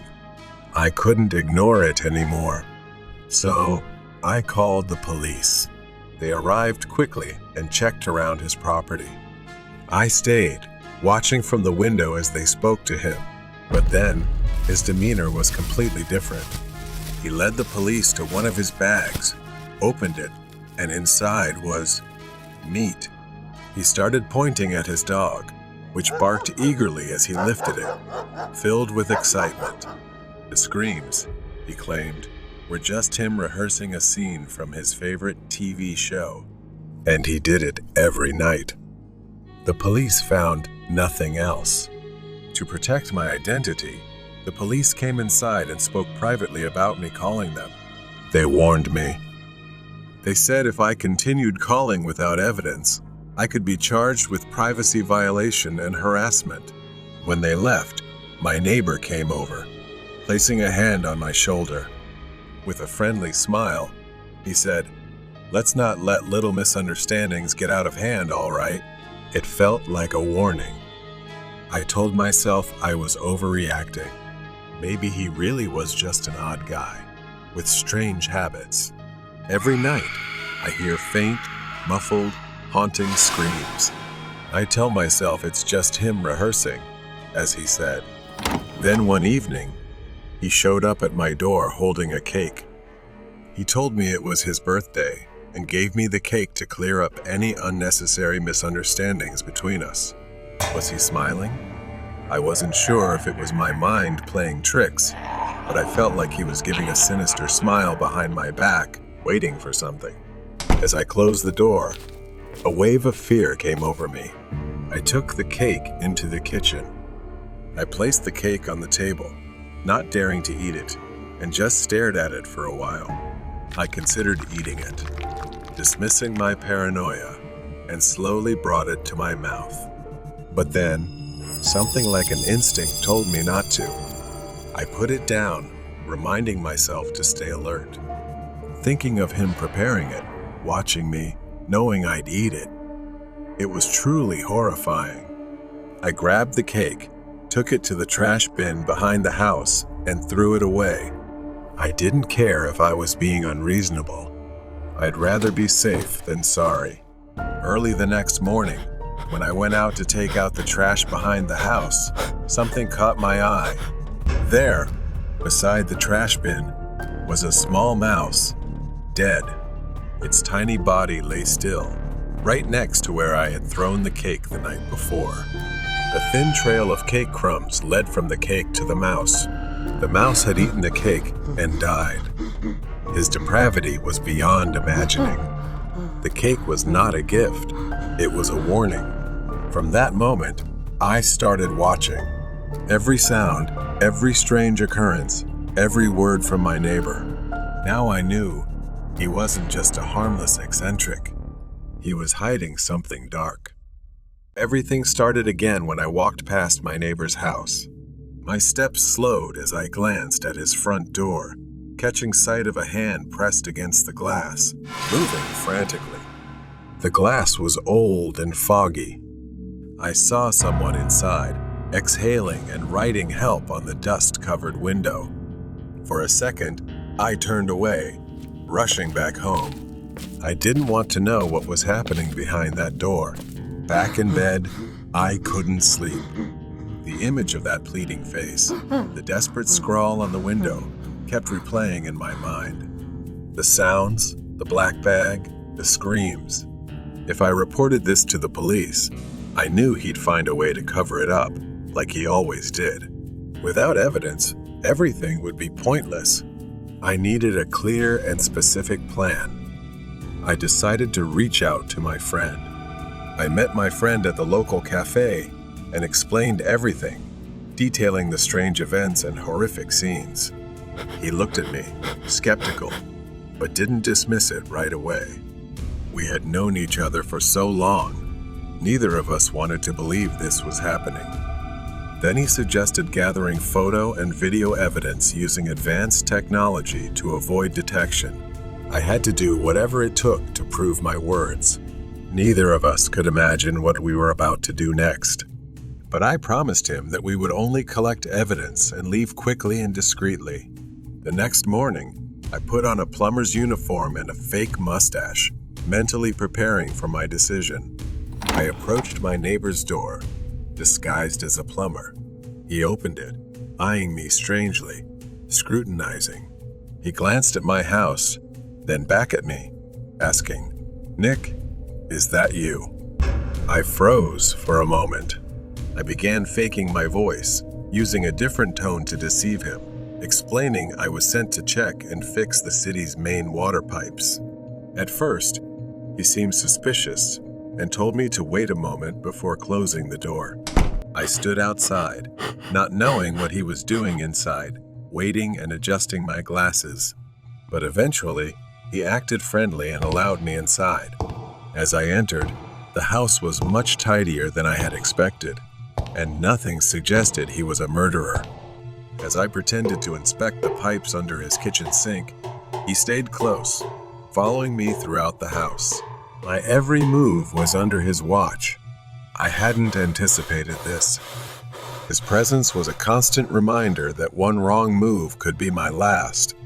I racked my brain for a way to separate myself from him. Then, an idea struck. I asked him to let me check the pipes in the basement, explaining that I needed to inspect the pipes there, adding, "If you come with me, you'll need to be careful. A broken pipe could be very dangerous and make things worse." He hesitated, but finally, he allowed me to go down to the basement alone. I watched his shadow disappear into the darkness. I turned my attention to the house, moving quietly, looking through every corner, hoping to find something out of place. And then I saw it, an edge jutting out along a wall, as if something was being hidden. My fingers brushed along the edge, feeling the rough texture beneath my hand. With a gentle push, the panel creaked open, releasing a foul stench that made me nauseous. I hesitated. Well, would I pro? The smell was nearly unbearable, but curiosity overpowered my fear. I cautiously stepped closer, peering inside. There, in the dim light, I saw a long streak on the floor leading to black bundles that were oozing blood. Then I saw dozens of bodies, skeletal remains intertwined with decomposing corpses. Just as I was about to turn and escape, a cold hand gripped my shoulder. "Hello, my neighbor," a familiar voice whispered in my ear, full of malice. I felt the pressure of his grip tightening, but before I could react, he shoved me forward, standing in front of the door, blocking my only exit. His eyes showed satisfaction. I reached for my phone and pressed the emergency alarm button, just as my friend and I had planned beforehand. He quickly snatched the phone from my hand. Then there was a crackling sound as he crushed it underfoot. I realized I was truly trapped. The police stormed into the house unexpectedly. My friend, true to his word, had taken action when he received my emergency signal. He had told me beforehand that he would alert a trusted officer in case anything happened. The neighbor began to flee, but during the pursuit, he couldn't escape our plan. He was caught and couldn't deny the overwhelming evidence. When I handed over all the footage and he was taken into custody, I lay in the hospital thinking about what I'd been through. I had come closer to death than I ever imagined. I regretted nothing. Mysterious guest at the gas station. Kevin, working at a local gas station, was accustomed to the quiet routine of the night shift. This time, he was covering for someone else, starting from 10 p.m. to 8 a.m. He sat behind the counter as heavy rain poured outside, with a major storm looming. Most people seemed to be staying indoors. After sitting inside for an hour, Kevin put on a raincoat and went outside to tidy up and prepare for the approaching storm. As Kevin gathered the last few items, he noticed a man not too far from the gas station. The man was pacing along the roadside, soaked to the bone. It was unusual, though it seemed he might just be waiting for a ride. 2 hours later, thunder began rumbling in the distance, followed by strong winds and heavier rain that shook the building. Realizing the intensity, Kevin rushed to lock the doors and moved to the storage room for safety. About 30 minutes into the storm, it took him several moments to realize that someone was banging on the front door. He left the storage room to check. Someone was outside, looking in and pounding on the door repeatedly. It was a man, and Kevin quickly rushed to unlock the door, thinking the man was in trouble and needed help. The man was soaked. He rushed inside without saying a word and began pacing back and forth across the floor, leaving puddles of water in his wake. Kevin tried asking if he was okay or needed help, but the man just stared with a vacant, hollow expression. Kevin thought it best to stay cautious and alert. The situation became uncomfortable. As the man paced around, Kevin realized he might be dangerous and decided to observe him patiently.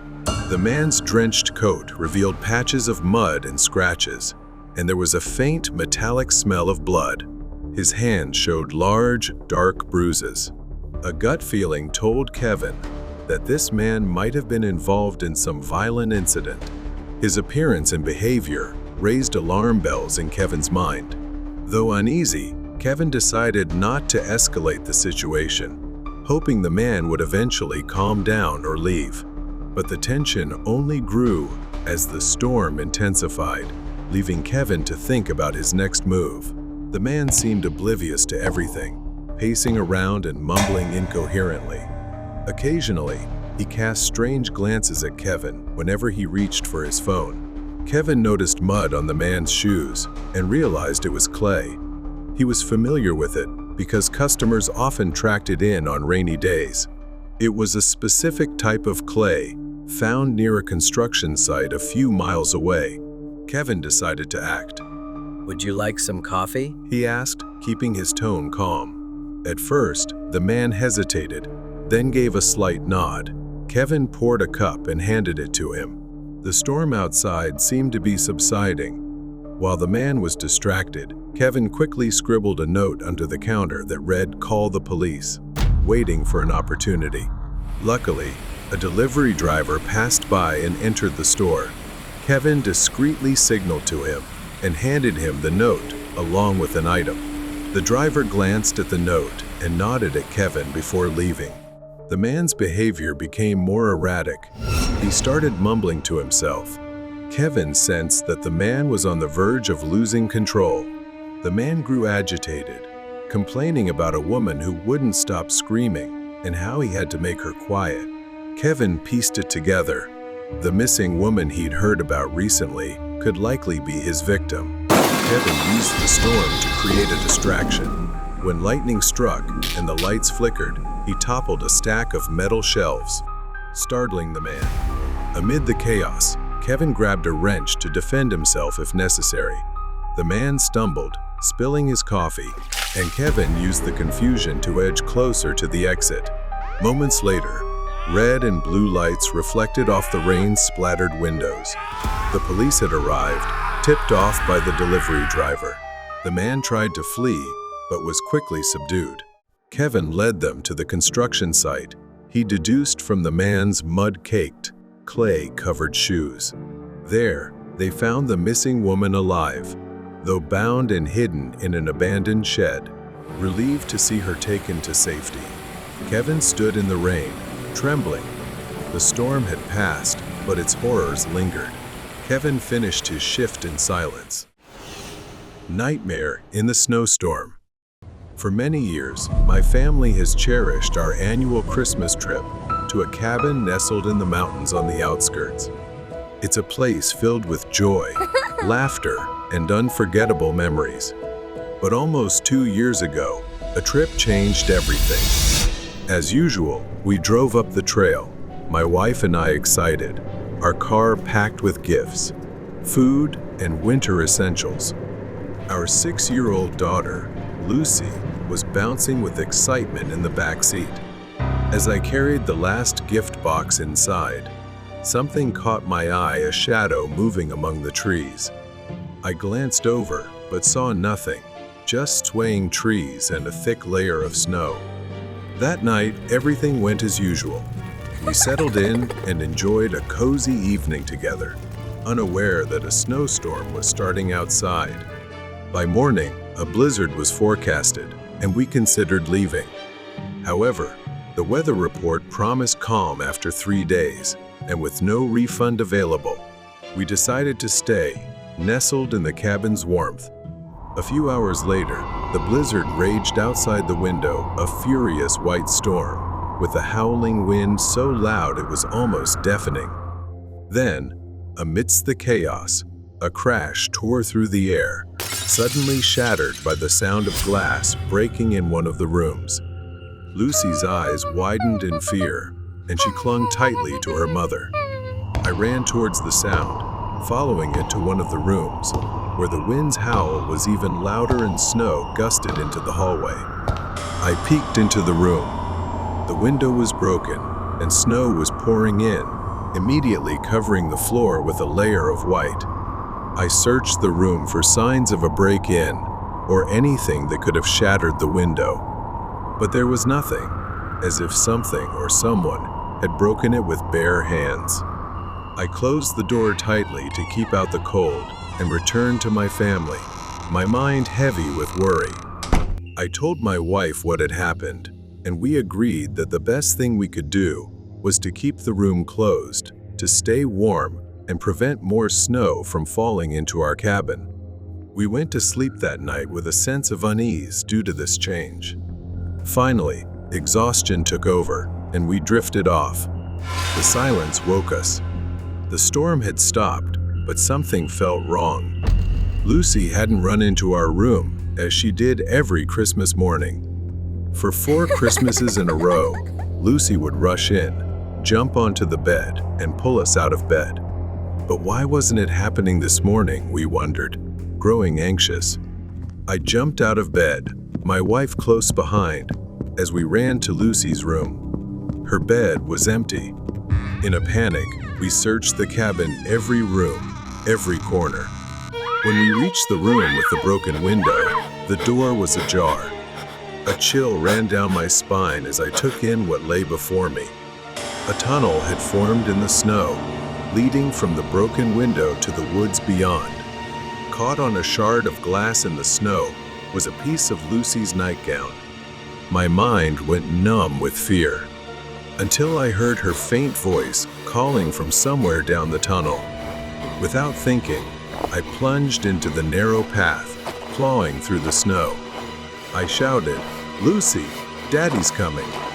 After what felt like an eternity, I saw her ahead, struggling with something, or someone. A bony arm was wrapped around her neck, holding her tight. I rushed forward, grabbing Lucy and pulling her out. As I did, a horrifying sight greeted me. A man crouched in the snow, his skin covered in dirt, wild eyes with jagged, sharp teeth. He hunched there, watching us, his grin stretched wide as if he was savoring the moment. I pushed Lucy behind me, shielding her with my body. I lunged forward, grabbing his leg. He fought back, then kicked towards my face, knocking me down into the snow. I stumbled back to my feet, rage and terror flooding me, but when I looked up, he was moving away, retreating into the woods. I shouted after him, my voice breaking with fury and helplessness. He stopped, turned, and tilted his head, a twisted smile on his face, then disappeared into the forest. 2 years have passed, Last week, a police report was released. After an investigation, police found his lair deep in the woods, a makeshift shelter filled with bones and remains of missing children. As I finished reading, my wife and I looked at Lucy, playing in the yard. I felt an overwhelming mix of gratitude and horror. We were incredibly lucky she escaped by the narrowest margin. The haunting of the abandoned station. It was a chilly autumn evening in our small town. Inside the diner, warmth enveloped me. Sarah, my girlfriend, was finishing her cup of coffee. We had been dating for a few months, and tonight seemed like the perfect opportunity for an adventure since we both enjoyed that. After dinner, we decided to explore the old abandoned train station in town. The train station loomed before us. Built in the early 1900s, it had once been the heart of our town, but now it lay in ruins, overtaken by nature. My heart raced, but I didn't want to show fear in front of Sarah. I reassured her, even though I felt a hint of doubt creeping in. She began glancing around nervously and told me she felt something was off. Then, from afar, we heard a faint whistle echoing through the air. Sarah asked me, "There are no trains running here anymore, right?" I only knew that no trains had run here for decades. The whistle grew louder, accompanied by the unmistakable sound of wheels clattering on metal tracks. Sarah tightened her grip on my arm.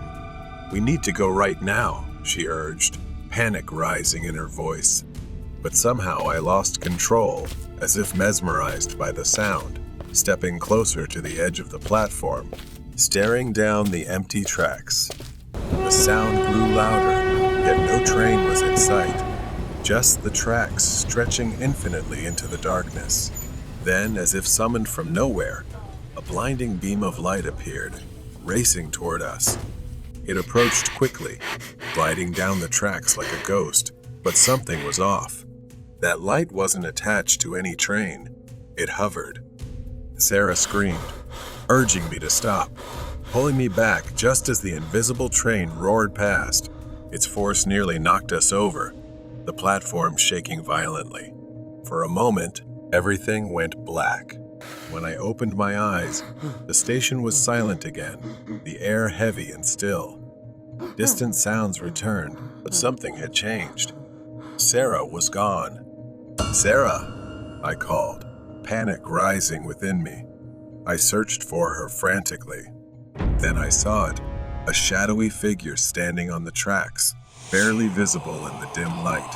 It was tall, wearing a wide-brimmed hat, its eyes glowing red like embers in the dark. A chill ran down my spine as it raised its hand, pointing down the tracks.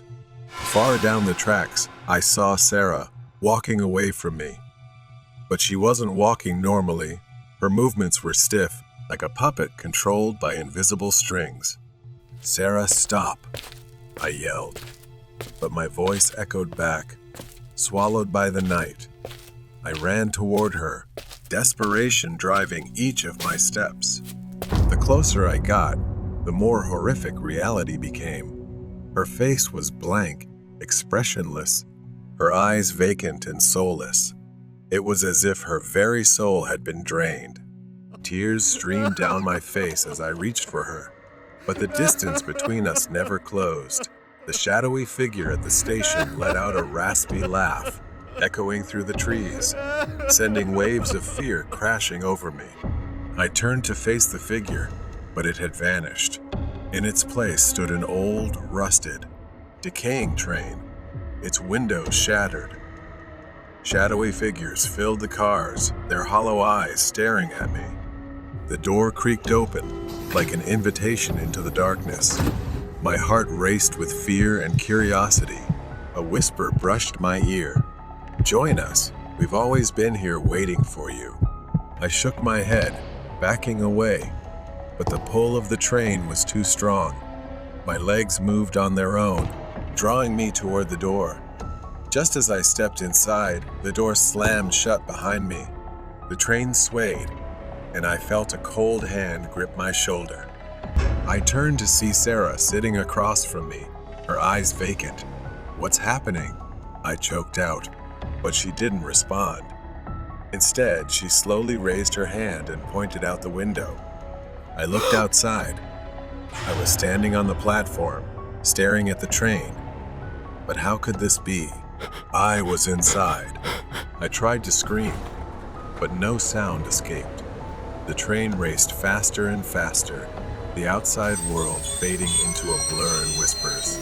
Suddenly, it stopped, and the door creaked open. Then, that dark figure appeared inside the train, leaning in close, its cold breath chilling me to the bone. "You should never have come here," it whispered, and everything went dark. When I awoke, I was lying on the cold ground, the train and station gone. All that remained was an empty field overgrown with weeds, a stark contrast to the horror I had just endured.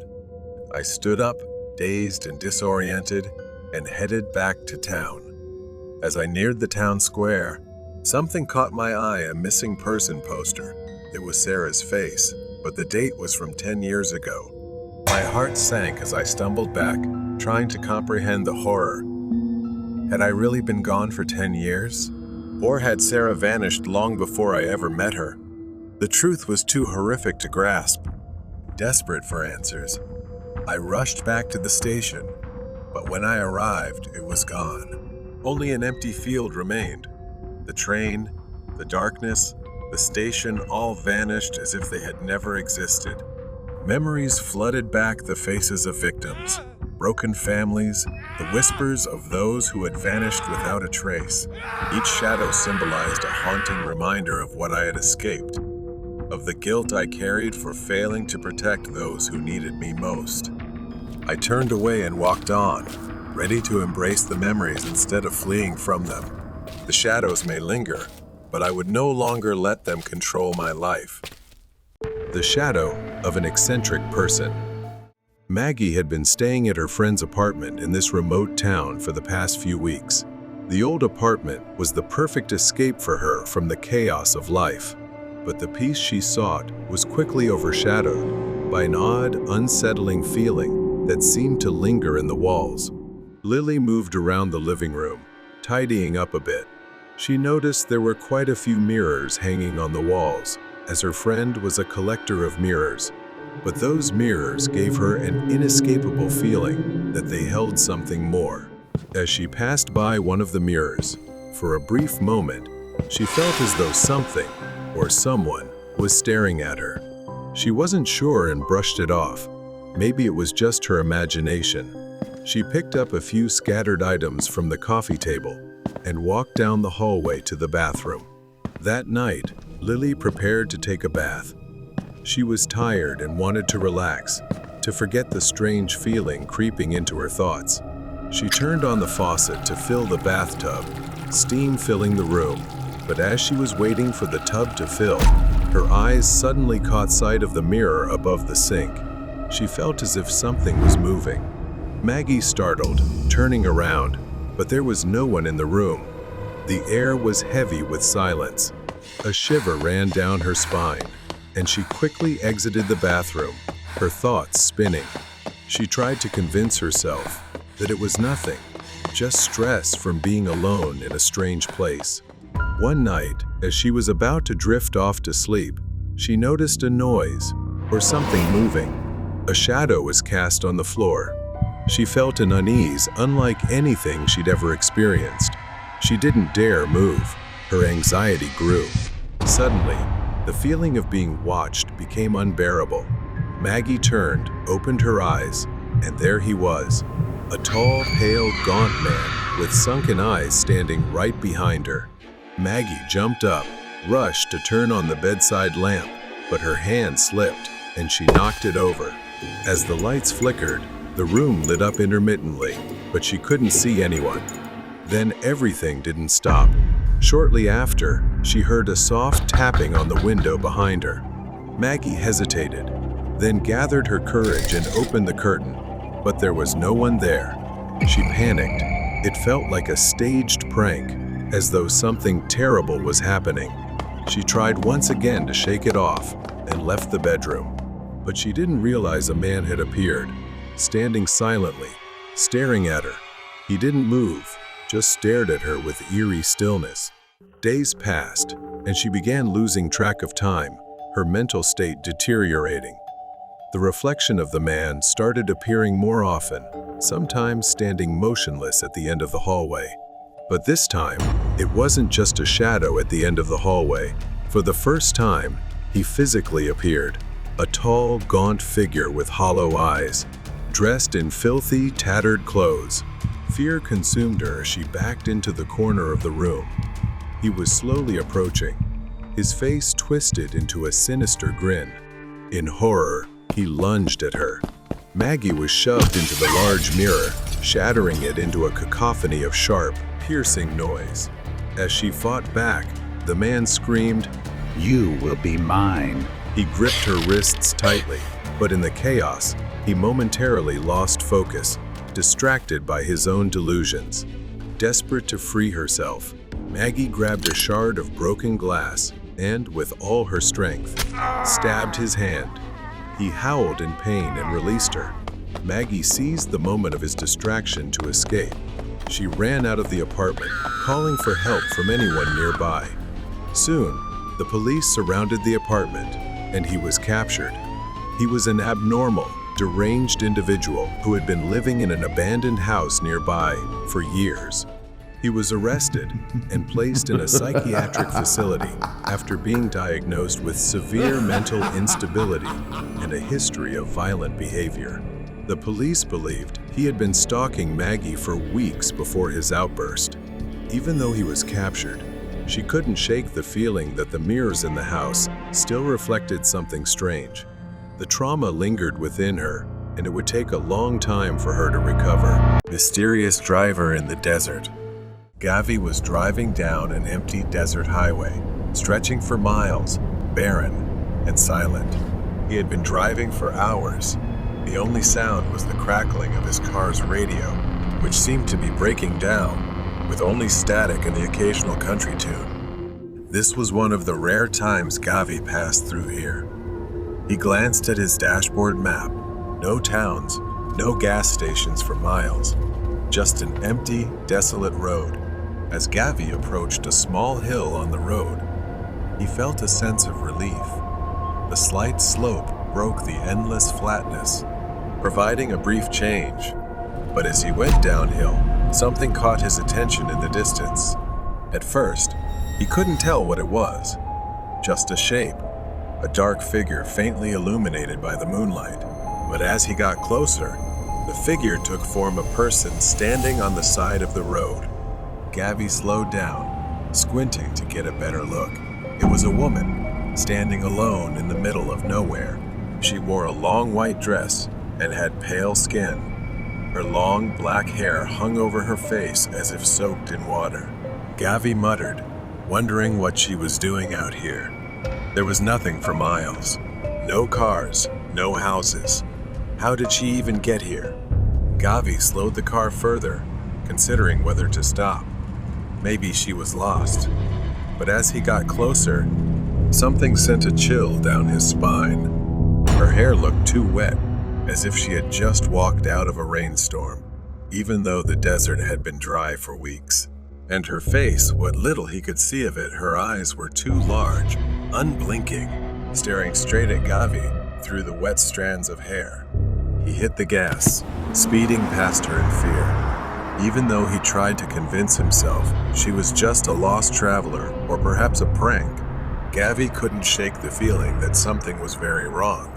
Minutes passed, and Gavi continued driving through the endless desert, the eerie calm returning. He kept glancing in the rear-view mirror, feeling as if someone was watching him. He shook his head, trying to stay focused, but then Gavi saw another hill in the distance, just like the one he had passed earlier. And after a short drive, there she was again. The same woman, the same white dress, the same wet hair covering her face. But this time, she was closer to the road, and her smile was even wider, more unnatural. Gavi couldn't believe his eyes. How could she have gotten here before him? There was no way she could have moved that fast. He didn't think twice and slammed his foot on the gas, speeding forward to get past her. This time, Gavi didn't dare look back. Another hill appeared ahead, and the familiar fear tightened in Gavi's chest. He didn't want to go over it, didn't want to see her again, but he had no choice. His worst fear came true. She was there again, standing and waving at him. Her smile now impossibly wide, stretching nearly from ear to ear, and her cold, soulless eyes stared directly at Gavi. Maybe she was some sort of hallucination conjured by his imagination. No matter how much he tried, the fear continued to gnaw at him. He had heard the stories of haunted highways, of strange ghosts appearing to night travelers, but he had never believed them until now. He couldn't keep driving and needed to stop to escape this cursed road. But there was no exit, no rest stop. Gavi felt trapped with no way out. And then, the radio started crackling again. He reached out with a trembling hand to adjust the dial. But before he could turn it off, Gavi felt something cold touch the back of his neck. He froze. Reaching from behind the driver's seat was a pair of pale white hands. The fingers wrapped around his face, slowly digging their nails into his skin. Gavi was now about to face something he didn't understand, and he still had a secret he was hiding. Mysterious driver in the desert. Those fingers, they were slowly tightening around Gavi's face. They were icy cold. Cold like the touch of death itself. He was frozen in place. Slowly, with fear creeping down his spine, he turned to look. Gavi couldn't see the face those hands belonged to, but he had the sense it was a woman. Was it the woman? The one he'd passed many times on the highway? His mind was flooded with horror. The car swerved violently as the grip on him tightened. The tires screeched against the road. The car was losing control. The car veered off the highway, crashing into the rocky terrain with a sharp, grating sound. The impact was brutal, throwing him against the steering wheel as the airbag deployed. Pain surged through his body. Gavi's head hit the window, and for a moment, everything seemed to blur. Smoke rose from the crumpled hood, the headlights flickering dimly on the dark horizon. Gavi's vision swam as he tried to focus. He was still alive. Gavi could feel blood trickling down one side of his face. His limbs were heavy, weighed down. He tried to move, but his body wouldn't respond. Then, he blacked out. In the distance, a car approached. The officer, a seasoned man who had seen his share of accidents, stepped out of his vehicle, his flashlight cutting through the desert's dark night. The car was a wreck. Twisted metal and shattered glass scattered across the rocky ground. Smoke still rose from the engine. The officer cautiously approached. The officer, Jay, shone his flashlight through the driver's side window. His eyes widened in shock when he saw the body still strapped into the seatbelt. After checking the license plate, he realized it was someone named Gavi. His head was twisted at a strange angle, almost wrenched to the side, and his eyes wouldn't close, wide open as if staring right at me. His face frozen in a horrifying grimace, blood smeared across his skin. But just as Jay started to step back, he heard something. A sound like someone crying, but it was muffled, as if something was blocking their mouth. The sound came from the trunk. At first, it was faint, barely audible. But as Jay leaned in to investigate, it grew louder, more desperate. It was a sobbing, painful cry, like that of a child trapped inside. Panic surged through the officer as he ran to the back of the car. His hands trembled as he fumbled with the trunk latch. Jay's mind raced with questions. Who could be inside? What had happened? 2 cases at once? The trunk lid sprang open. Jay's flashlight illuminated a haunting sight inside the cramped trunk, a little girl. A young girl, bound and gagged. Her wrists and ankles were tied tightly with thick, rough rope and her mouth was sealed with tape. Tears streamed down her pale face, her eyes wide with fear. Not just that clutched tightly to her chest was a doll. The doll wore a white dress, its skin pale and cracked with age, its face fixed in a disturbingly wide smile. Large, dark eyes stared back, and its long black hair appeared wet, hanging loose. Jay reached out to touch the doll, and then its head moved. The girl sobbed, her body trembling as she clung to the doll. Jay staggered back, the weight of the doll's gaze pressing on him. He turned away, his breath becoming ragged, his heart pounding in his chest. The officer fought back his rising panic. It was just a coincidence, he told himself. He quickly untied the girl and removed the tape from her mouth. She gasped for air, sobbing loudly. Jay reassured the girl and led her to his patrol car. He called for backup. From the moment they got into the car, the doll sat there, staring at him, and he couldn't shake the feeling that it was watching him, studying him with its eerie and unsettling gaze. Soon after, backup and paramedics arrived. The girl was taken to the hospital, still clutching the doll, which baffled him. Her small hands clung to it as if it were the only thing tethering her. As the ambulance drove away, Jay remained haunted by the strange presence of the doll. He pondered the mysterious events leading up to the crash. Even though the girl had been rescued, the story felt far from over. It seemed to have slipped beyond Jay's understanding, perhaps into another world entirely. The ghost train on Christmas Day. It was Christmas Eve, and I was late for my flight. The snow was falling heavier than usual, and the slippery roads turned my usual route to the airport into a nightmare. I had to catch the last train out of town to make it to my flight. Otherwise, I'd be stuck until morning. I arrived at the station just in time to catch the train, which seemed unusually empty for such a busy night. It was an old model, not the kind of train I usually saw at this station. But I didn't have time to think about it. I hurried aboard. As I stepped onto the train, I noticed the conductor. He wasn't the usual friendly face I was accustomed to on my daily commutes. This man was older, gaunt, with tired eyes that made me uneasy. His uniform was dark and worn, as though it hadn't been cleaned in years. The inside of the train was just as strange, filled with the scent of old wood and something faintly musty lingering in the air. The train car was nearly empty, save for a few scattered passengers, but the atmosphere was tense, as if something wasn't quite right. I sat by the window, watching the snow fall heavier, blanketing everything outside. The train began to move, and I felt it sway slightly as it picked up speed out of the city. Then I heard the sound of a child crying, just a faint sob. At first, I thought I imagined it, but then it echoed faintly again, as if coming from somewhere near the back of the train. I tried to ignore it, but it echoed in my mind. I began to feel increasingly uneasy, glancing around again, but no one else seemed to notice the sound, which only made it worse. Then I saw him, the conductor. I asked him if he heard it. He said, "Not all passengers on this train want to be here, but they cannot leave." To my bewilderment, he walked away immediately.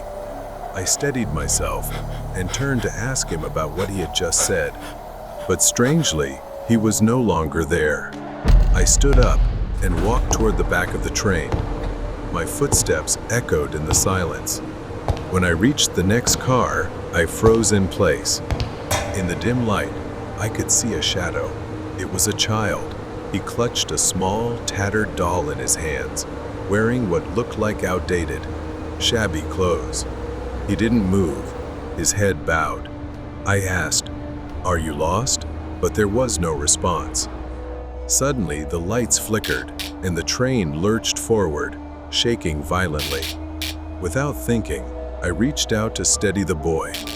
The lights stabilized, but the train car was empty, completely deserted. I I moved back into the aisle, trying to understand what was happening.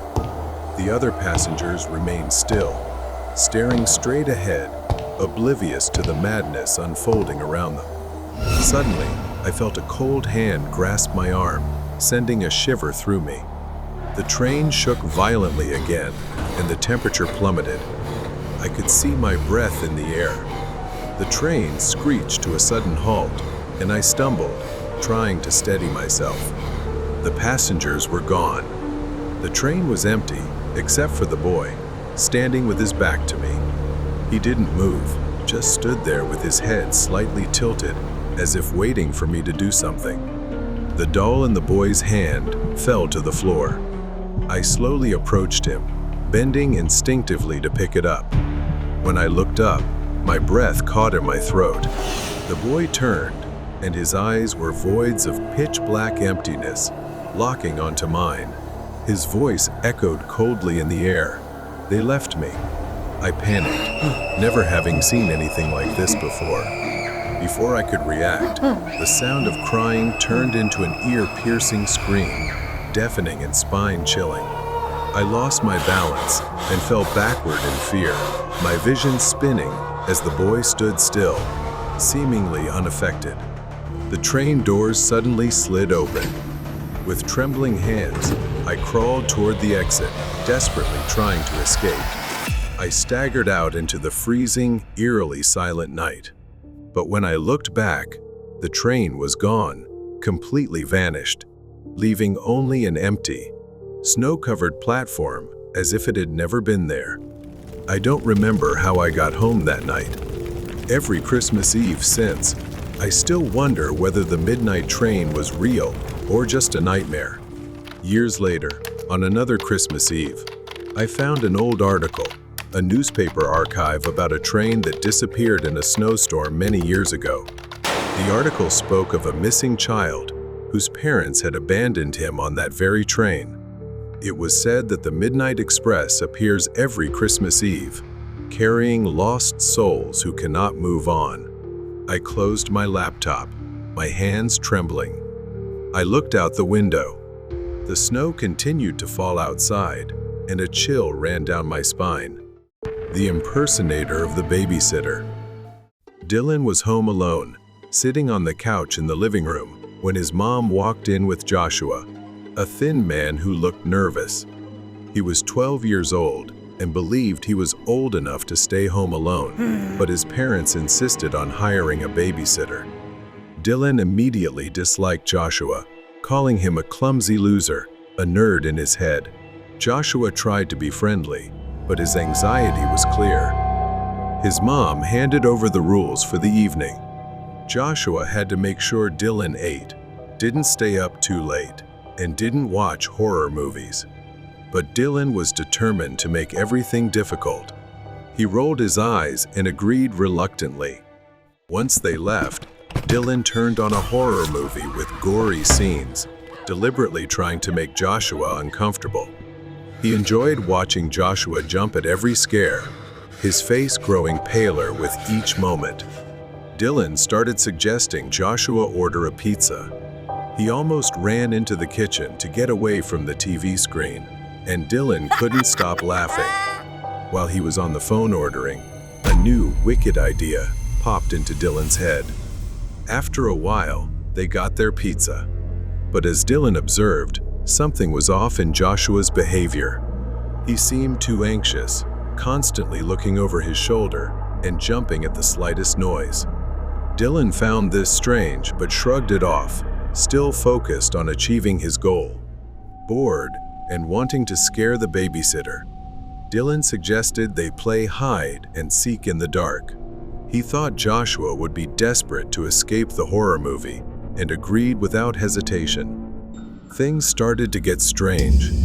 While in the bathroom, Dylan heard the doorbell ring, but he was a little surprised since the pizza was delivered so early. But when he stepped out, he saw Joshua staring at the front door with a scared expression, saying no one was there, and he thought it was the pizza delivery guy.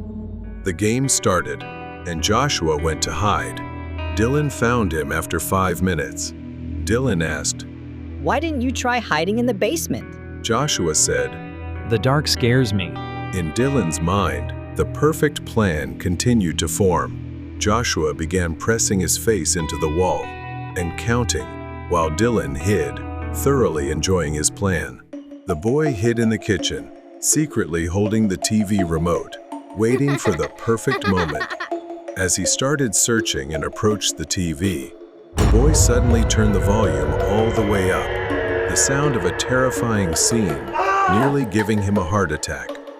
That was when the boy thought about hiding in his parents' closet to jump out and scare him. Dylan quietly tiptoed towards the bedroom, opened the closet, and that's when everything went still. Inside the closet was a dead body. It was a man with his head wrapped in a plastic bag, seemingly suffocated. Dylan, in a panic, tried to understand the situation, and suddenly I noticed a wallet sticking out of the man's pocket. The boy reached for it. He found an ID card that read Joshua Miller. If his babysitter, Joshua Miller, was dead in the closet, then the boy had no idea who he was playing hide and seek with. There was a killer in his house. He quickly ran under the bed, trying to steady his breath so the man wouldn't hear him breathing. A pair of feet entered and stopped right in front of the open closet. Congratulations. It seems like you found your babysitter, he said. Dylan realized that the game he had set up just minutes ago had now turned into a survival mission, as his life depended on it. The man pretending to be Joshua revealed himself to be Kyle. He had planned to trap Joshua for killing the boy, and now he intended to kill Dylan as well. His face suddenly dipped under the bed, and he screamed, "It's your turn to be like Joshua." Dylan, in a final desperate moment, ran out from under the bed. Kyle chased him, lunging at him with a knife. The blade ripped his shirt, but luckily it missed. I thought you liked horror movies. He mocked the boy. This is your real-life horror movie, kid. Dylan fearfully ran into a room and locked the door. Then he heard the doorbell. Through the window, he saw it was the pizza delivery person. Dylan shouted for help. Call 911 right now! But before the pizza guy could assess the situation, Joshua ran downstairs, opened the door, and charged at him with a knife. The pizza guy was stronger. After a struggle, he managed to pin Kyle down and snatched the knife from his hand. Kyle was convicted of murder. Dylan's parents rushed home after being contacted by the police. They were also grateful and gave the pizza guy a sum of money to thank him for saving the boy. Dylan's parents never left him alone with anyone again. Whenever they had to go out, he stayed with his grandmother. They would never hire a babysitter again. The horror Dylan experienced that night would stay with him forever. Weird night at school. I work the night shift as a janitor at a local school. This job is ideal for anyone who enjoys solitude. It's just me, the empty school, and my mop bucket. I only talk to my coworker when it's absolutely necessary. Most of the time, we split the school and don't see each other during the entire shift. One night, the whole school was completely silent. The only sound was the occasional echo of my mop hitting the floor. I've done this thousands of times, but something about this night felt different, like something was watching me from the darkness. I brushed it off and continued cleaning, walking through each hallway. I wore my headphones, playing music softly enough to still hear if someone was around, but everything seemed normal. I took a short break to change the water in my mop bucket. When I came back, I noticed something strange. The wet floor sign I had set up earlier was knocked over. I sighed and went to pick it up, but that's when I saw them small, wet footprints leading away from the sign and down the hallway. I followed the footprints down the hallway, leading to the stairs up to the second floor. The footprints stopped at the top of the stairs. I paused, trying to hear anything. Then, I saw something move out of the corner of my eye. It was fast, a flash of movement at the end of the hall. My pulse quickened, and I hurried to the end of the hall, but no one was there. Just then, I heard faint laughter, like the giggle of a child. It echoed through the empty school, sending chills down my spine. I turned around, looking for the source of the laughter, but saw no one. A loud crash suddenly broke the silence. The sound came from the first floor. My mop bucket, which I had just filled with clean water, was tipped over, spilling water all over the floor. My blood boiled with frustration. Someone was messing with me, and I wasn't in the mood for games. I grabbed a dry mop and started cleaning up. As I worked, I couldn't shake the feeling of being watched. My mind raced, trying to figure out what was going on. Were there still students in the building, or had someone snuck in after hours? I decided to talk to my coworker. Maybe she had seen something too. She laughed and told me I was messing with her. She looked at me, completely confused, shaking her head. I've been here the whole time. I couldn't make sense of it. I left her station, more confused than ever, and went back to work. Another hour passed. I was trying to make up for lost time when, without warning, the entire school went dark. For a moment, I was surrounded by darkness. Then the emergency lights flickered on, bathing everything in a dim red glow. It was unsettling, like the entire building had turned into the set of a horror movie. I knew where the electrical room was, and since I had the keys, I decided to head there to fix the lights. But before I could get there, I heard a scream. My coworker's scream, filled with fear, echoed through the school. I ran toward the electrical room, fear rising inside me. When I reached the door, I noticed it was slightly ajar. My heart pounded in my chest. When I pushed the door open, expecting to see my coworker inside, instead, there was a figure standing in the darkness. I couldn't make out who it was, but something was wrong. My blood ran cold as the figure moved closer, its movements unnatural, almost jerky. I reached for my phone, but before I could pull it out of my pocket, the figure lunged forward and slammed the door in my face. Panic overwhelmed me. I staggered back. I had to get out of there. I ran, my legs moving faster than ever. I needed to find my coworker. When I reached her area, her mop bucket was lying in the middle of the hallway, but she was gone, no sign of her. I called out her name, but there was no reply. The only sound was that faint laughter again, echoing through the empty hallway. The whispering froze me in place, my heart pounding in my chest. I quickly turned around, gripping the mop handle tightly, ready to defend myself. I started walking again, my steps slow and cautious, my senses on high alert. This wasn't just a prank. Something was happening here, something I couldn't explain. I went up to the second floor, where I had heard the laughter earlier. As I ventured further down the second floor hallway, I noticed something strange. The wet footprints, the same ones I had seen earlier, were back. I froze, staring at the small, wet prints that seemed to be coming toward me. I ducked into the nearest classroom, slamming the door behind me. I leaned against it, trying to catch my breath, my hands trembling. The silence was suffocating, pressing in on me from all sides. That's when I saw the blackboard. Written in large, jagged letters were the words, "Hello." I hadn't seen that before. Someone had been in here, but I hadn't heard anyone enter. Suddenly, I heard the door rattling. Something was trying to get in. The doorknob twisted hard, and the door shook as if someone or something was pounding on it. I backed away, gripping the mop handle like a lifeline. The banging stopped. Silence returned, but the tension in the air remained.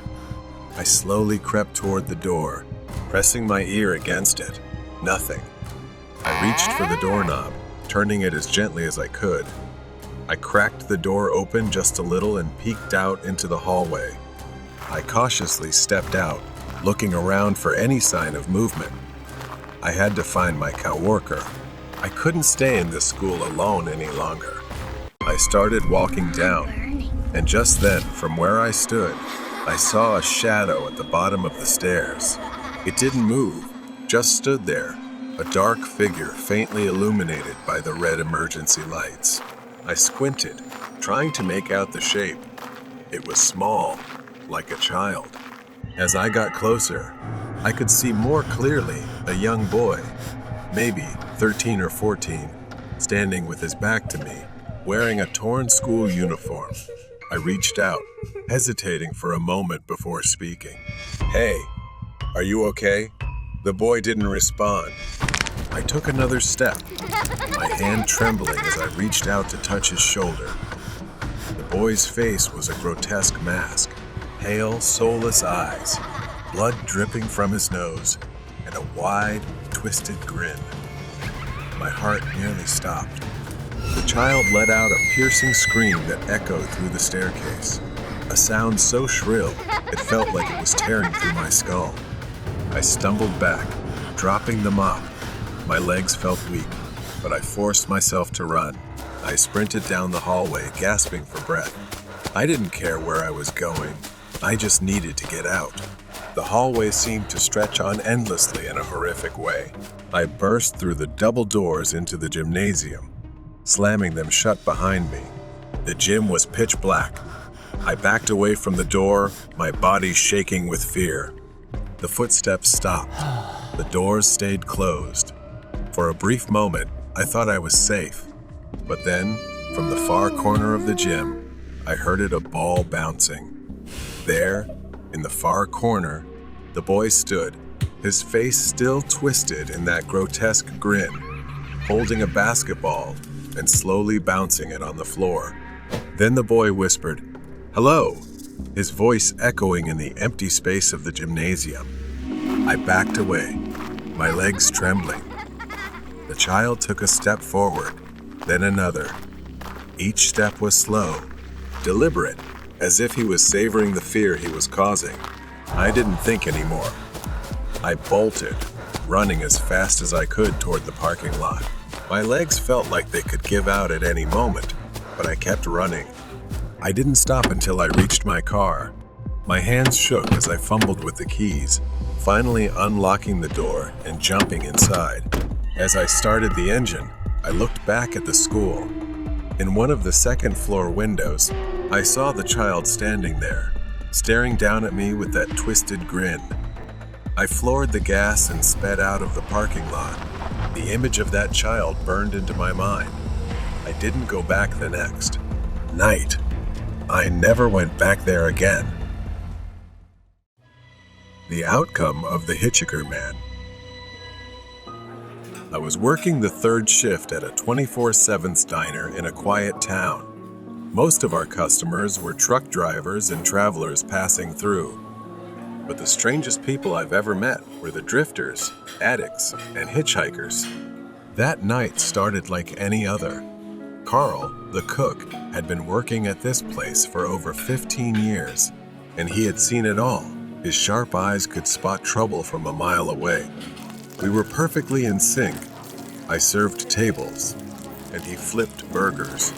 Oh, with a new cast in the pipeline, and he flipped burgers. Around 4 a.m., the shift was well underway. The place was completely silent, not a single person in sight. The only sound breaking the silence was the hum of the old refrigerator. Suddenly, the door creaked open. A man stumbled in, clutching his right arm to his chest. He didn't say a word, just shuffled past Carl and me, heading straight to the bathroom. His clothes were torn and filthy, and his face was twisted in pain. Carl and I exchanged glances.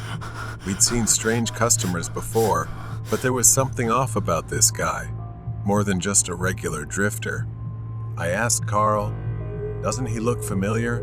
After a moment, I remembered. That guy had come in before, begging for food and a ride. We had to kick him out because he was bothering the customers. But now, something had changed. He looked panicked, like he had seen something terrifying. Carl just shook his head, muttering, "Here we go again." I looked at the bathroom door. I didn't want to check on him, but I didn't have much choice. Carl handed me the keys, nodding toward the bathroom. "Go check if he's all right." I knocked on the door, asking if he needed help, but there was no response. I knocked again, harder this time. Still, nothing. I called out, fumbling with the keys. I pushed the door open, saying I was coming in. The bathroom was empty. No trace of the man. No dirt, no blood, nothing. The bathroom was as clean as the night before. I froze at the doorway. "End and year and ye and Andra." I screamed for Carl. He rushed over. I backed away as he pushed past me, staring into the spotless room with wide, disbelieving eyes. We stood behind the counter, both of us trying to make sense of what had just happened. How could he have disappeared? I looked at Carl, but he had the same horrified expression as I did. Then I saw movement near the front window. The man was outside, staring at us.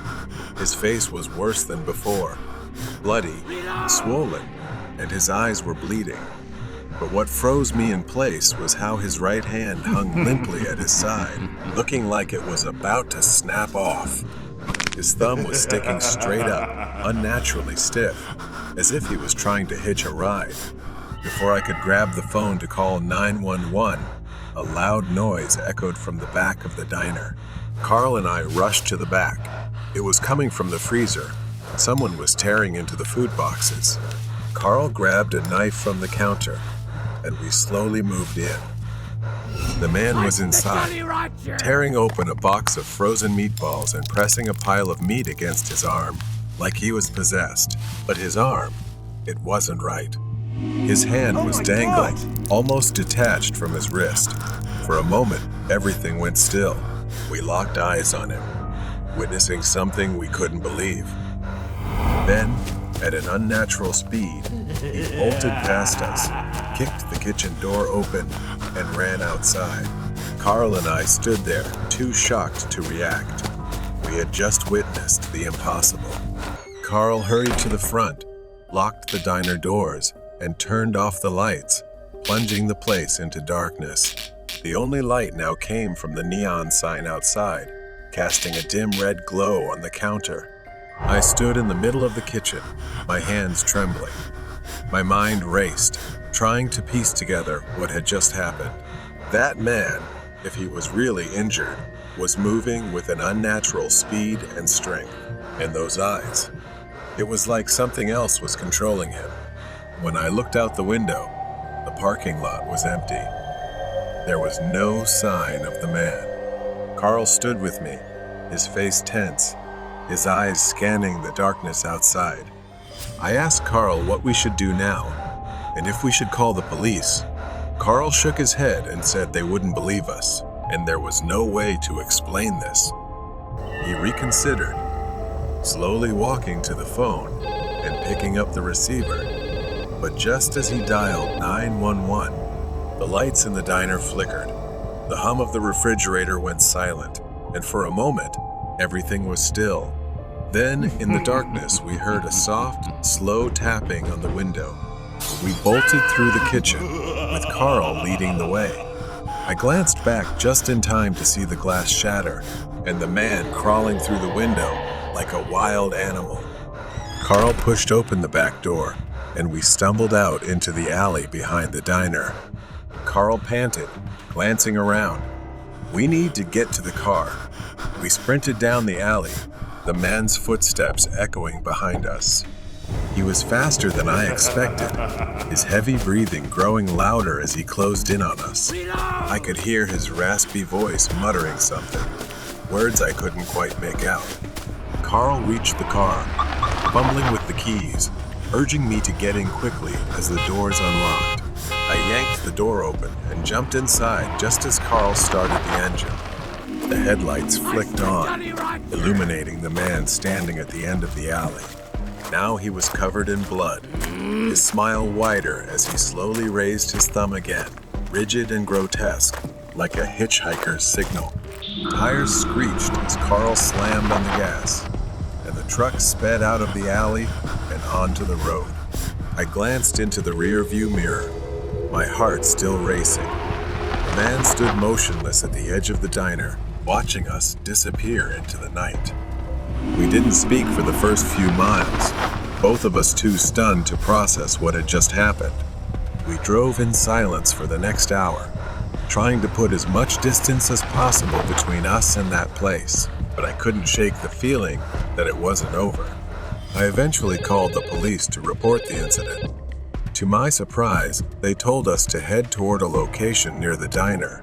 They confirmed that a man matching that description had been reported. A man had been killed in a hit and run accident near the ramp, not far from the diner. As I got closer, I saw it. It was the same man. His body lay by the roadside, his clothes covered in dirt. But the eeriest part was his right hand, still holding that thumb up, just like before. According to the report, the man had survived the initial accident earlier that night and had been able to walk. His desperate search for help led him to our diner before he collapsed on the road. But there was more to the story. It turned out that this man had been involved in a series of violent incidents years earlier, hitchhiking across states and attacking those who picked him up. The police pieced together his history, a fugitive, infamous for attacking victims and vanishing into the night. The accident had broken his body, but it didn't kill him immediately. He had stumbled into the diner, seeking refuge, only to return to the streets, where he was eventually found dead. The police said he had been trying to use his injury to manipulate others. We were lucky to have escaped him. As I stood in the parking lot, staring at the diner, everything started to make sense. The man wasn't a ghost. He was real. Maybe he had finally paid the price in the same way he had hurt others on the road. That was where his twisted journey had come to an end. The troublemaker at Starbucks. Lai had just graduated from college and found a temporary job, which left her struggling to find a place to live. Lai rented a small apartment near a Starbucks, where she worked as a barista. Starbucks was a hangout spot for local musicians and artists, the kind of crowd who knew their coffee. It stayed open until midnight, sometimes even later on weekends. Lai worked the night shift, a shift most employees weren't fond of. The pay was decent, though not great, but the shifts were quiet. However, there was always something unsettling about the empty cafe late at night, especially toward closing time. She spent most of her time cleaning and making coffee to keep herself busy. Nick, a friend of Lai's, would sometimes drop by to keep her company. He knew everyone who worked there. But one summer night, everything changed. Nick wasn't there that evening. He didn't show up because he was attending a friend's wedding, leaving Lai to face the night shift alone. By midnight, she had made only $10 in tips, and the store was almost entirely empty. But she felt grateful that she didn't have to deal with any difficult customers. She went to the back room to fill the mop bucket and started cleaning the floor. The silence was peaceful, but something felt off. Out of the corner of her eye, she saw a shadow pass by the front window. Lai glanced up, but no one was there. She called out, asking if anyone was there, thinking a customer had come in through the back door, but there was no response. After a moment of hesitation, she shrugged, thinking she had imagined it, and went back to cleaning behind the counter. Suddenly, she heard the bathroom door open. Lai's heart started pounding, and she felt uneasy. She hadn't seen anyone come in, and the store had been completely empty just minutes before. To her surprise, Nick walked out of the bathroom. A wave of relief washed over her, and she smiled, calling out, Nick, what are you doing here? He grinned back at her, saying he had just dropped by after the wedding, but something in his expression had changed. His usual friendly demeanor had turned into something unsettling. She gave an awkward smile, brushing off the strange feeling, and offered him a drink. As she started making an espresso, Lai glanced at him. He was staring at her, his eyes dark and unreadable. Lai tried to act normal and asked him what he was up to. Nick didn't respond. Instead, he pulled something from his pocket, a USB drive. His smile widened as he tossed it onto the counter. She stared at it, confused, asking what it was. Nick leaned in, lowering his voice to a whisper. He said he had recorded something Lai wouldn't want anyone else to see. She didn't understand what he was talking about. He stood up straight, crossing his arms. Nick threatened her about some private conversations she had with her boss. Panic started to rise in her, and she yelled that he was lying. Nick shook his head, his smile never fading. Her mind raced, trying to figure out if he was lying, but the confidence in his voice made it clear that he wasn't. He chuckled softly, stepping closer. He spoke to Lai with crude words. He had initially planned to blackmail her, but now he didn't need to, and he thought it was time for Lai to show some appreciation for all the nights he'd kept her company. A nauseating feeling rose in Lai's throat as she realized what he was implying. She backed away, her heart pounding in her chest, screaming that he was insane and that she hadn't done anything. Nick's smile turned sinister. Her hands trembled, barely able to breathe as she tried to figure out how to escape. The store was closed, and the doors were locked. She was alone with him, and he was moving in, ready to corner her. She backed away and pleaded with him. His expression darkened, saying he had spent too much time helping without getting anything in return. He reached behind his back and pulled out a knife, its blade gleaming in the dim light. She glanced around the room, desperately searching for a way to escape. Her eyes landed on the espresso machine, and an idea formed in her mind. Lai tried to stall him and suggested making him a cup of coffee first. Nick raised an eyebrow but didn't object. She hurried behind the counter, her hands trembling as she poured an espresso. Her heart raced as she reached for the panini press. Without warning, Lai grabbed it and swung it at Nick's head with all her strength. The metal struck the side of his skull, and he staggered back, dropping the knife. Blood trickled down his face, and he let out a groan of pain. But the blow wasn't enough to bring him down. She needed to act fast. Lai ran around the counter, her eyes fixed on Nick as he wiped the blood from his face and started moving toward her. She frantically scanned the room for another weapon or an escape.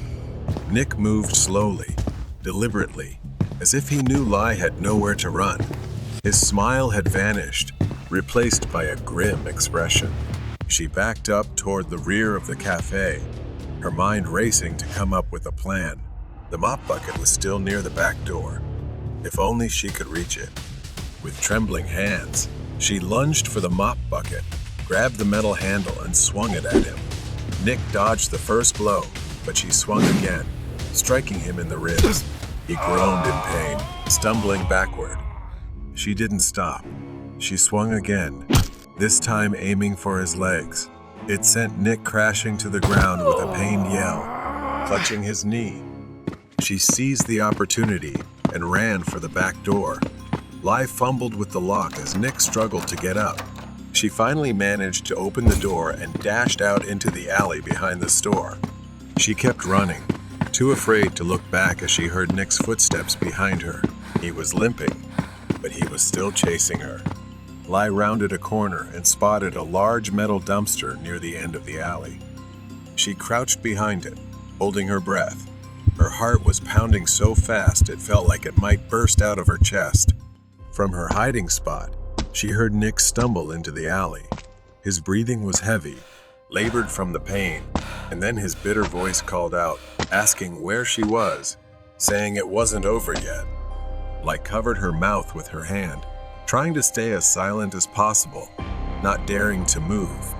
Suddenly, she heard a faint sound, the wail of sirens in the distance. Maybe someone had heard the commotion and called the police. Nick began limping back toward the Starbucks, his footsteps growing fainter as he disappeared into the night. Her legs were shaking so much, she could barely stand. She knew she had to leave before he came back. As she stumbled onto the street, she saw the flashing lights of a police car approaching. I felt a wave of relief and waved for help. A short time later, Lai was brought to the interrogation room at the police station.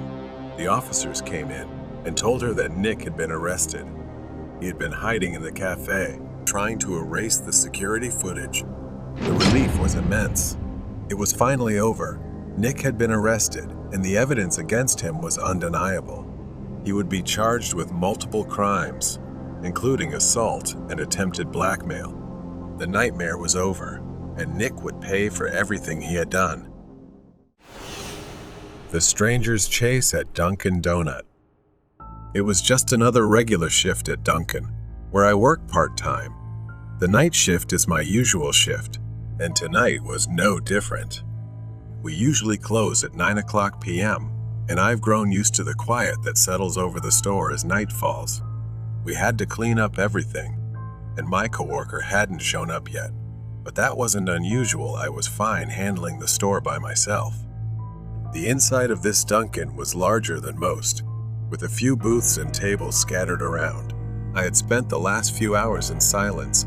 No one had come in, and the last customer had left by 8:30 p.m. With only a few minutes left until closing, I walked around as usual, wiping down tables and making sure everything was tidy.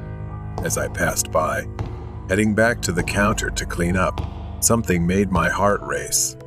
I hadn't noticed him before, but there was a man crouched down, almost hiding in the corner, completely out of sight from behind the counter. Everything seemed to freeze as his eyes locked with mine the moment I saw him. For a second, neither of us moved. The man slowly stood up. He was of average height, skinny, with messy hair and disheveled clothes. I asked him if he was okay, my voice trembling as I tried to stay calm. He didn't respond right away, mumbling that he was fine. I reminded him that we were closing and he needed to leave. He nodded and started walking toward the door. For a moment, I thought everything was fine.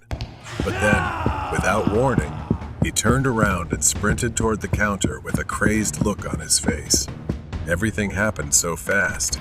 He didn't head for the door. He ran straight behind the counter, his eyes locked on the cash register. I began to realize what was happening. Without hesitation, I made for the exit, my mind racing. I didn't care about the cash register. I just needed to get out. Guys like him are dangerous, and they usually carry weapons. I had to be smart about this. But before I could reach the door, his voice rang out, loud and threatening.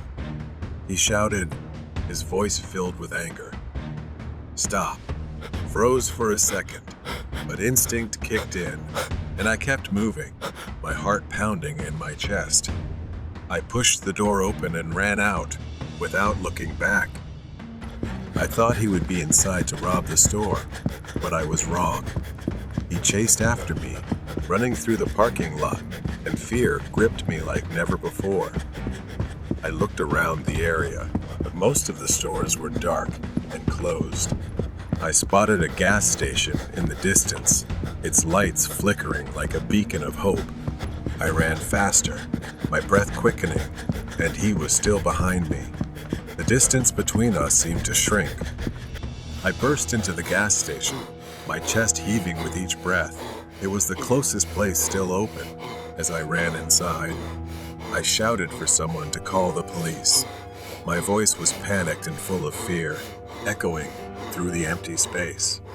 The clerk behind the counter and a lone customer turned to look at me. Startled, I ran past them, heading straight for the back of the store. A small restroom sign caught my attention. My fingers fumbled with the lock as I rushed inside. The flickering light in the small restroom, combined with the smell of bleach, heightened my tension. I was shaking uncontrollably. Leaning against the door, I took a deep breath, trying to calm myself. I reached into my pocket, my hands trembling as I pulled out my phone and called the police. The dispatcher reassured me that officers were on their way but the minutes felt like hours as I waited. I pressed my ear against the bathroom door, listening for any sign of him. Nothing. The silence was suffocating. Was he following me? Was he out there, lurking? I couldn't shake the feeling that something was wrong and that whatever awaited me outside wasn't over. After what felt like an eternity, I slowly unlocked the bathroom door and peeked outside. The gas station was eerily silent. The cashier was no longer behind the counter, and the customer had disappeared. I cautiously stepped out further. The dim lights cast long shadows over the shelves. I walked carefully, my own footsteps suddenly too loud. My eyes darted to the door, but there was no sign of the man outside. For a brief moment, a wave of relief washed over me. Then I saw him. Through the glass window, his face appeared pale and terrifying. His wild eyes pressed against the glass like something from a nightmare. His eyes locked onto mine, a twisted smile spreading across his face. He smiled grotesquely, almost stretching from ear to ear. Then he breathed onto the glass, writing the word "run." It felt like a challenge, daring me to try escaping. He slowly dragged his finger down the window, the screeching sound sending chills down my spine. He was waiting, like a predator, knowing that eventually I would have to come out. Panic surged within me again. I rushed toward the back exit, hoping it would lead to some way out. As I pushed the door open, I found myself outside again, this time in the alley behind the station. My breath fogged the cold air as I frantically looked around for somewhere to hide. The alley was narrow, with tall brick walls on either side, dark and unwelcoming. A few trash bins lined the path, but it was mostly empty. I had to make a choice. The only way out was forward or back to the gas station, where he might be waiting for me. I didn't have time to think. I started running, my body moving on instinct. As I ran, I glanced over my shoulder, nothing behind me. Still, fear gripped me tightly. This alley too dark, too unknown, leaving me vulnerable to whatever could come. I turned the corner and was met with a dead end. My heart sank as I saw the towering chain link fence blocking my way. I could hear my own breath, ragged and loud, and feel the cold sweat on my skin. Maybe there was no way out. Footsteps echoed behind me. Slow. Maybe he was coming closer. My body froze in place as the sound grew louder, the rhythm unsettling in its calmness. I wanted to run, but there was nowhere to go. My back pressed against the cold brick wall as I realized I had no other choice but to face him. He appeared at the end of the alley, his eyes locked onto mine with that twisted smile. His steps slowed as he moved into the faint light, his shadow stretching unnaturally across the ground. In his hand, he held an iron rod. My heart was pounding in my chest. My legs were shaking. Then he spoke. "You can't run forever." His voice was low, mocking, and dragged the iron bar across the road with screeching sounds. My mind seemed to be spinning. I scanned the alley, desperately searching for anything that could help me. Without thinking, I grabbed a broken brick lying near the trash cans. I knew it wasn't enough to stop him, but I had no other choice. It was all I had. He stopped just inches from me, smirking. "You really think that's going to stop me?" I didn't answer. I didn't need to. As he took one more step toward me, I swung the brick with all my strength. In the moment, he was too focused on taunting me. Turning away smugly, I threw the brick, and it hit him square in the head. For a second, everything froze. He staggered back, the smile vanishing from his face as blood trickled down his forehead. I didn't wait to see what happened next. I seized the moment and ran. I didn't look back. All I could think about was getting as far away as possible. The sound of sirens tore through the night air in the distance. The police were coming, but I didn't stop running. Right then, the screech of tires cut through the air as police cars appeared. 3 patrol cars pulled into the gas station, red and blue lights flashing furiously. I could see the officers jump out, guns drawn, moving with urgency. I tried to shout, trembling as I pointed toward the alley. "He's over there." The officer nodded quickly and signaled to the others. They disappeared into the alley, their flashlights cutting through the darkness as they shouted commands. The man appeared at the mouth of the alley, running toward the parking lot. But this time he wasn't alone. The police were right behind him. His wild eyes darted in every direction as he desperately searched for a way out, but he was surrounded. The police quickly tackled him to the ground. The man struggled violently, his voice twisted with rage, sending chills down my spine. But now, I was truly safe. The flashing lights of the police cars began to fade as I sat on the cold sidewalk, trying to piece together everything that had happened. It was over, but the horror still lingered. Man in black cloak. The sun shone down on a small village nestled among towering mountains. An old suspension bridge stretched across the rushing St. River, its wooden planks creaking in the wind. His name was Brandon, and he was sitting at the table, surrounded by stacks of books as he prepared for the bar exam. The stress weighed heavily on him, and he decided to take a break in a secluded spot.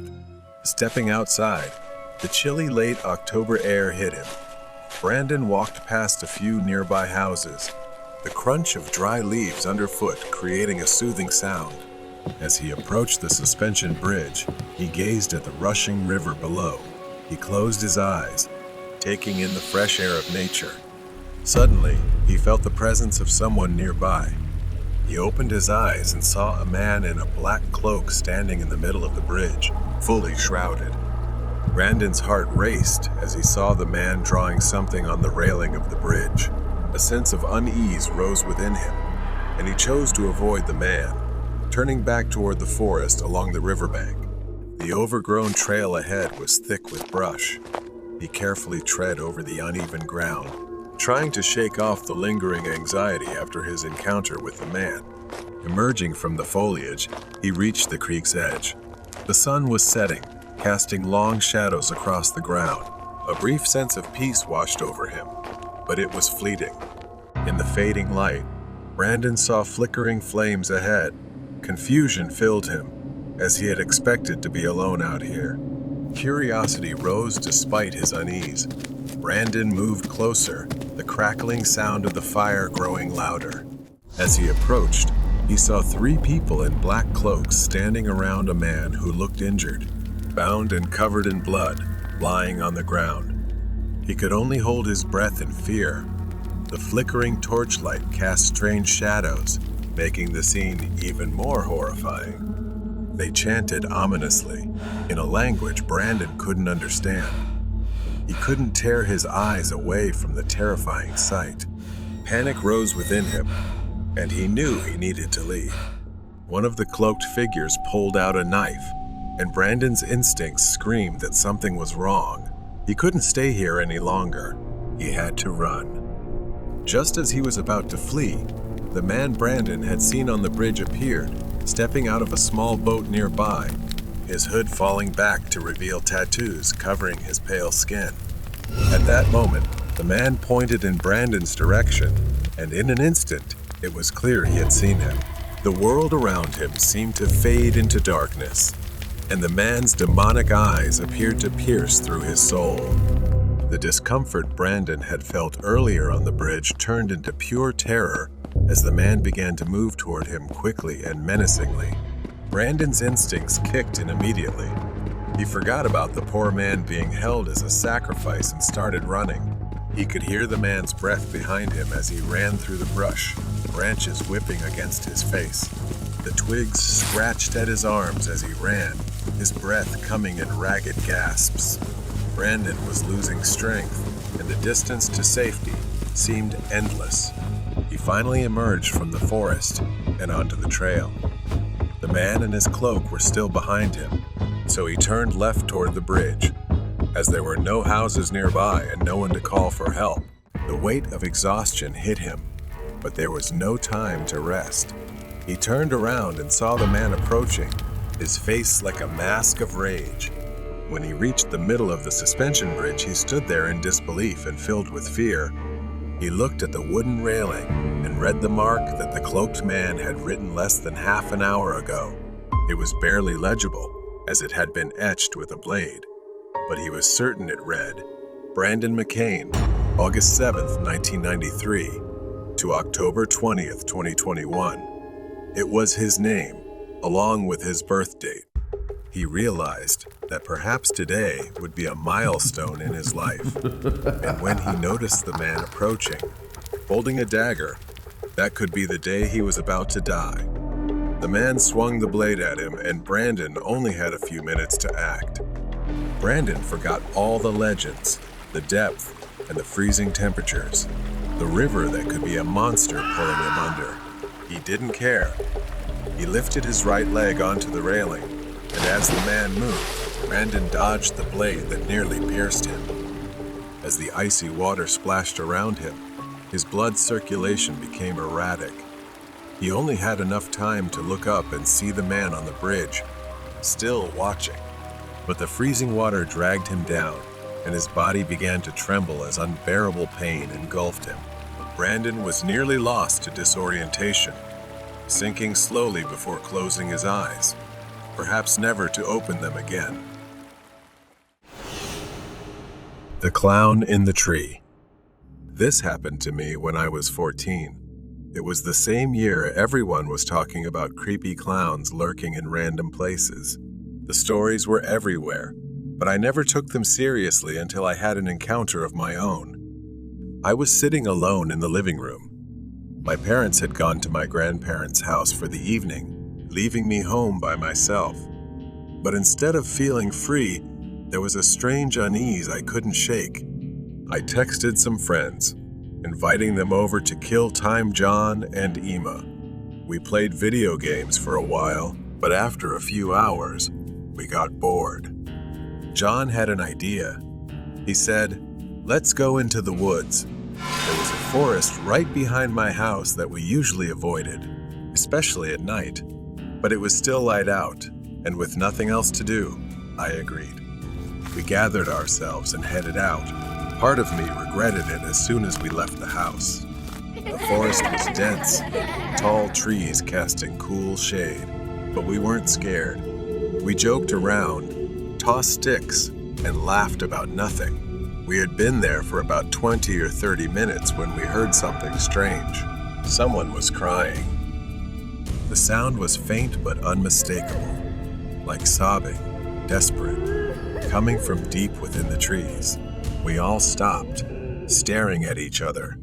John was the first to break the silence, whispering tensely, "What the hell is that?" None of us knew, and Emma suggested we go check it out. I wanted to say no, but before I could, everyone was already heading towards the sound. My heart started pounding harder with each step. Something felt wrong, like we were walking into a place we shouldn't. As we got closer, we saw a figure slumped on a large branch of an old tree. It was a man, dressed as a clown. His outfit was white with black polka dots, but it was stained and torn. He wore a black wig, but it was messy, and his makeup was smeared by what looked like tears. He just sat there, quietly crying. John, being the idiot he was, yelled, "Hey, you idiot! Why are you crying up there?" A chill ran down my spine, and I instantly turned to John, telling him to shut up. But it was too late. The clown looked down at us, his tear-streaked face twisting into a smile. His lips curled upward, but it was hollow, as if he was trying to express something through invisible pain. And then I saw it. His hand, gripping a large machete, the blade covered in what looked like blood. We were frozen. He just sat there, staring at us, his smile widening grotesquely, yet his eyes were cold, emotionless. He said, "You won't understand, but when I show you, you will." Panic surged through me. and without thinking, I screamed, "Run!" We scattered, running in all directions. My heart pounded, my feet barely touching the ground as I sprinted towards home. The forest seemed endless, branches scratching at my skin as I ran. I could hear the others screaming, their voices fading as we were separated. I reached the edge of the woods, sprinting into my backyard. I didn't stop until I was inside, slamming the door behind me. Then, I waited for my friends. Emma made it back, panting and pale with fear. But John wasn't with us. We waited for him, hoping he'd burst through the door, laughing about how scared we were. But then we waited, and no one came. We called the police. They came and searched the forest. We told them everything: the clown, the machete, the crying. They didn't seem surprised. It turned out the man we saw was a local. He had been on the run for days. The police said he was a heavy drug user who had killed his wife and left her body wrapped in a white sheet. The next day, they found John. He was dead, discovered in a deep lake in the forest. The man must have chased him while the rest of us ran. I couldn't believe it. John was gone, just like that. And it was my fault for agreeing to go into that forest. If I hadn't, maybe he would still be alive. I told my parents everything, and they promised never to leave me home alone again. But it didn't help much. I couldn't sleep for weeks, and when I did, I had nightmares of the clown standing in the forest, smiling at me with his blood-stained machete. It's been 5 years since that night. I'm 19 now, but the memory of what happened in the forest is still burned into my mind. John's disappearance and the discovery of his body in the lake. It haunts me. No one ever talked about it after the police closed the case. A tragic accident, they said. A drug-crazed maniac. But I knew there was more to it. For years, I pushed the memories down, but recently, they've started to resurface. It began with nightmares, the image of the clown, his twisted smile. But lately, it's been more real, as if he's not just in my dreams anymore. Something is coming for me. I've started feeling like I'm being watched again, just like back then. And tonight, I swear I saw him, standing at the edge of the forest behind my house, staring at me. I grabbed a flashlight, pepper spray, and a taser. I don't even know what I was thinking, but I couldn't sit here, paralyzed by fear anymore.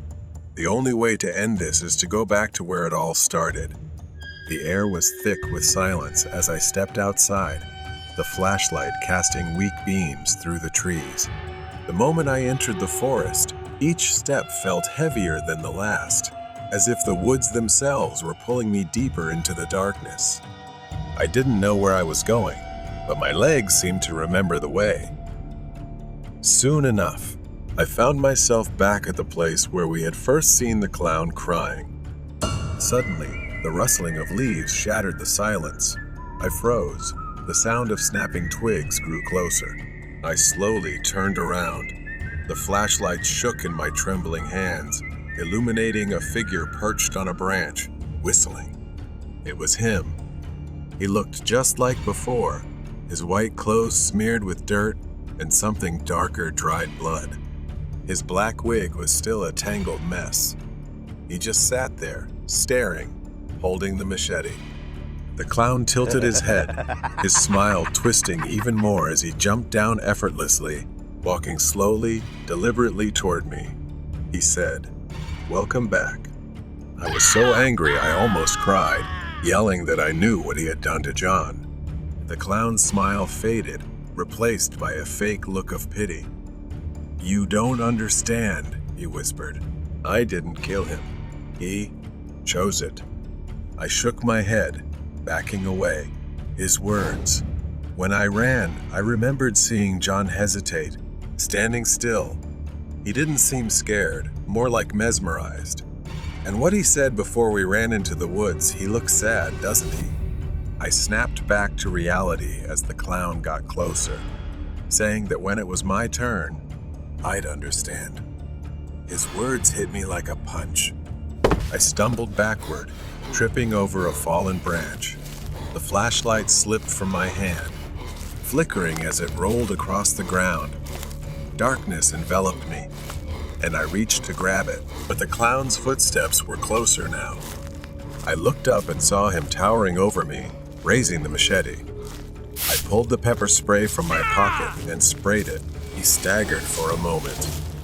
But then I heard a voice that sounded like John's. "Alex, you need to leave." I don't know how. I didn't look back at the clown. I just ran. His laughter echoed behind me. Suddenly, I was standing in my backyard, alone. The forest was quiet now, the house dark and still. I rushed inside and called the police, convinced he was still out there. When the police arrived this time, he was there. They found him crouched near the lake, clutching the machete. His clothes were soaked in blood and dirt. He didn't resist when they approached. Later, they interrogated him for hours. The clown believed he was chosen to lead people to the other side. The police dismissed it as the ramblings of a madman. But even then, I knew something darker was at play.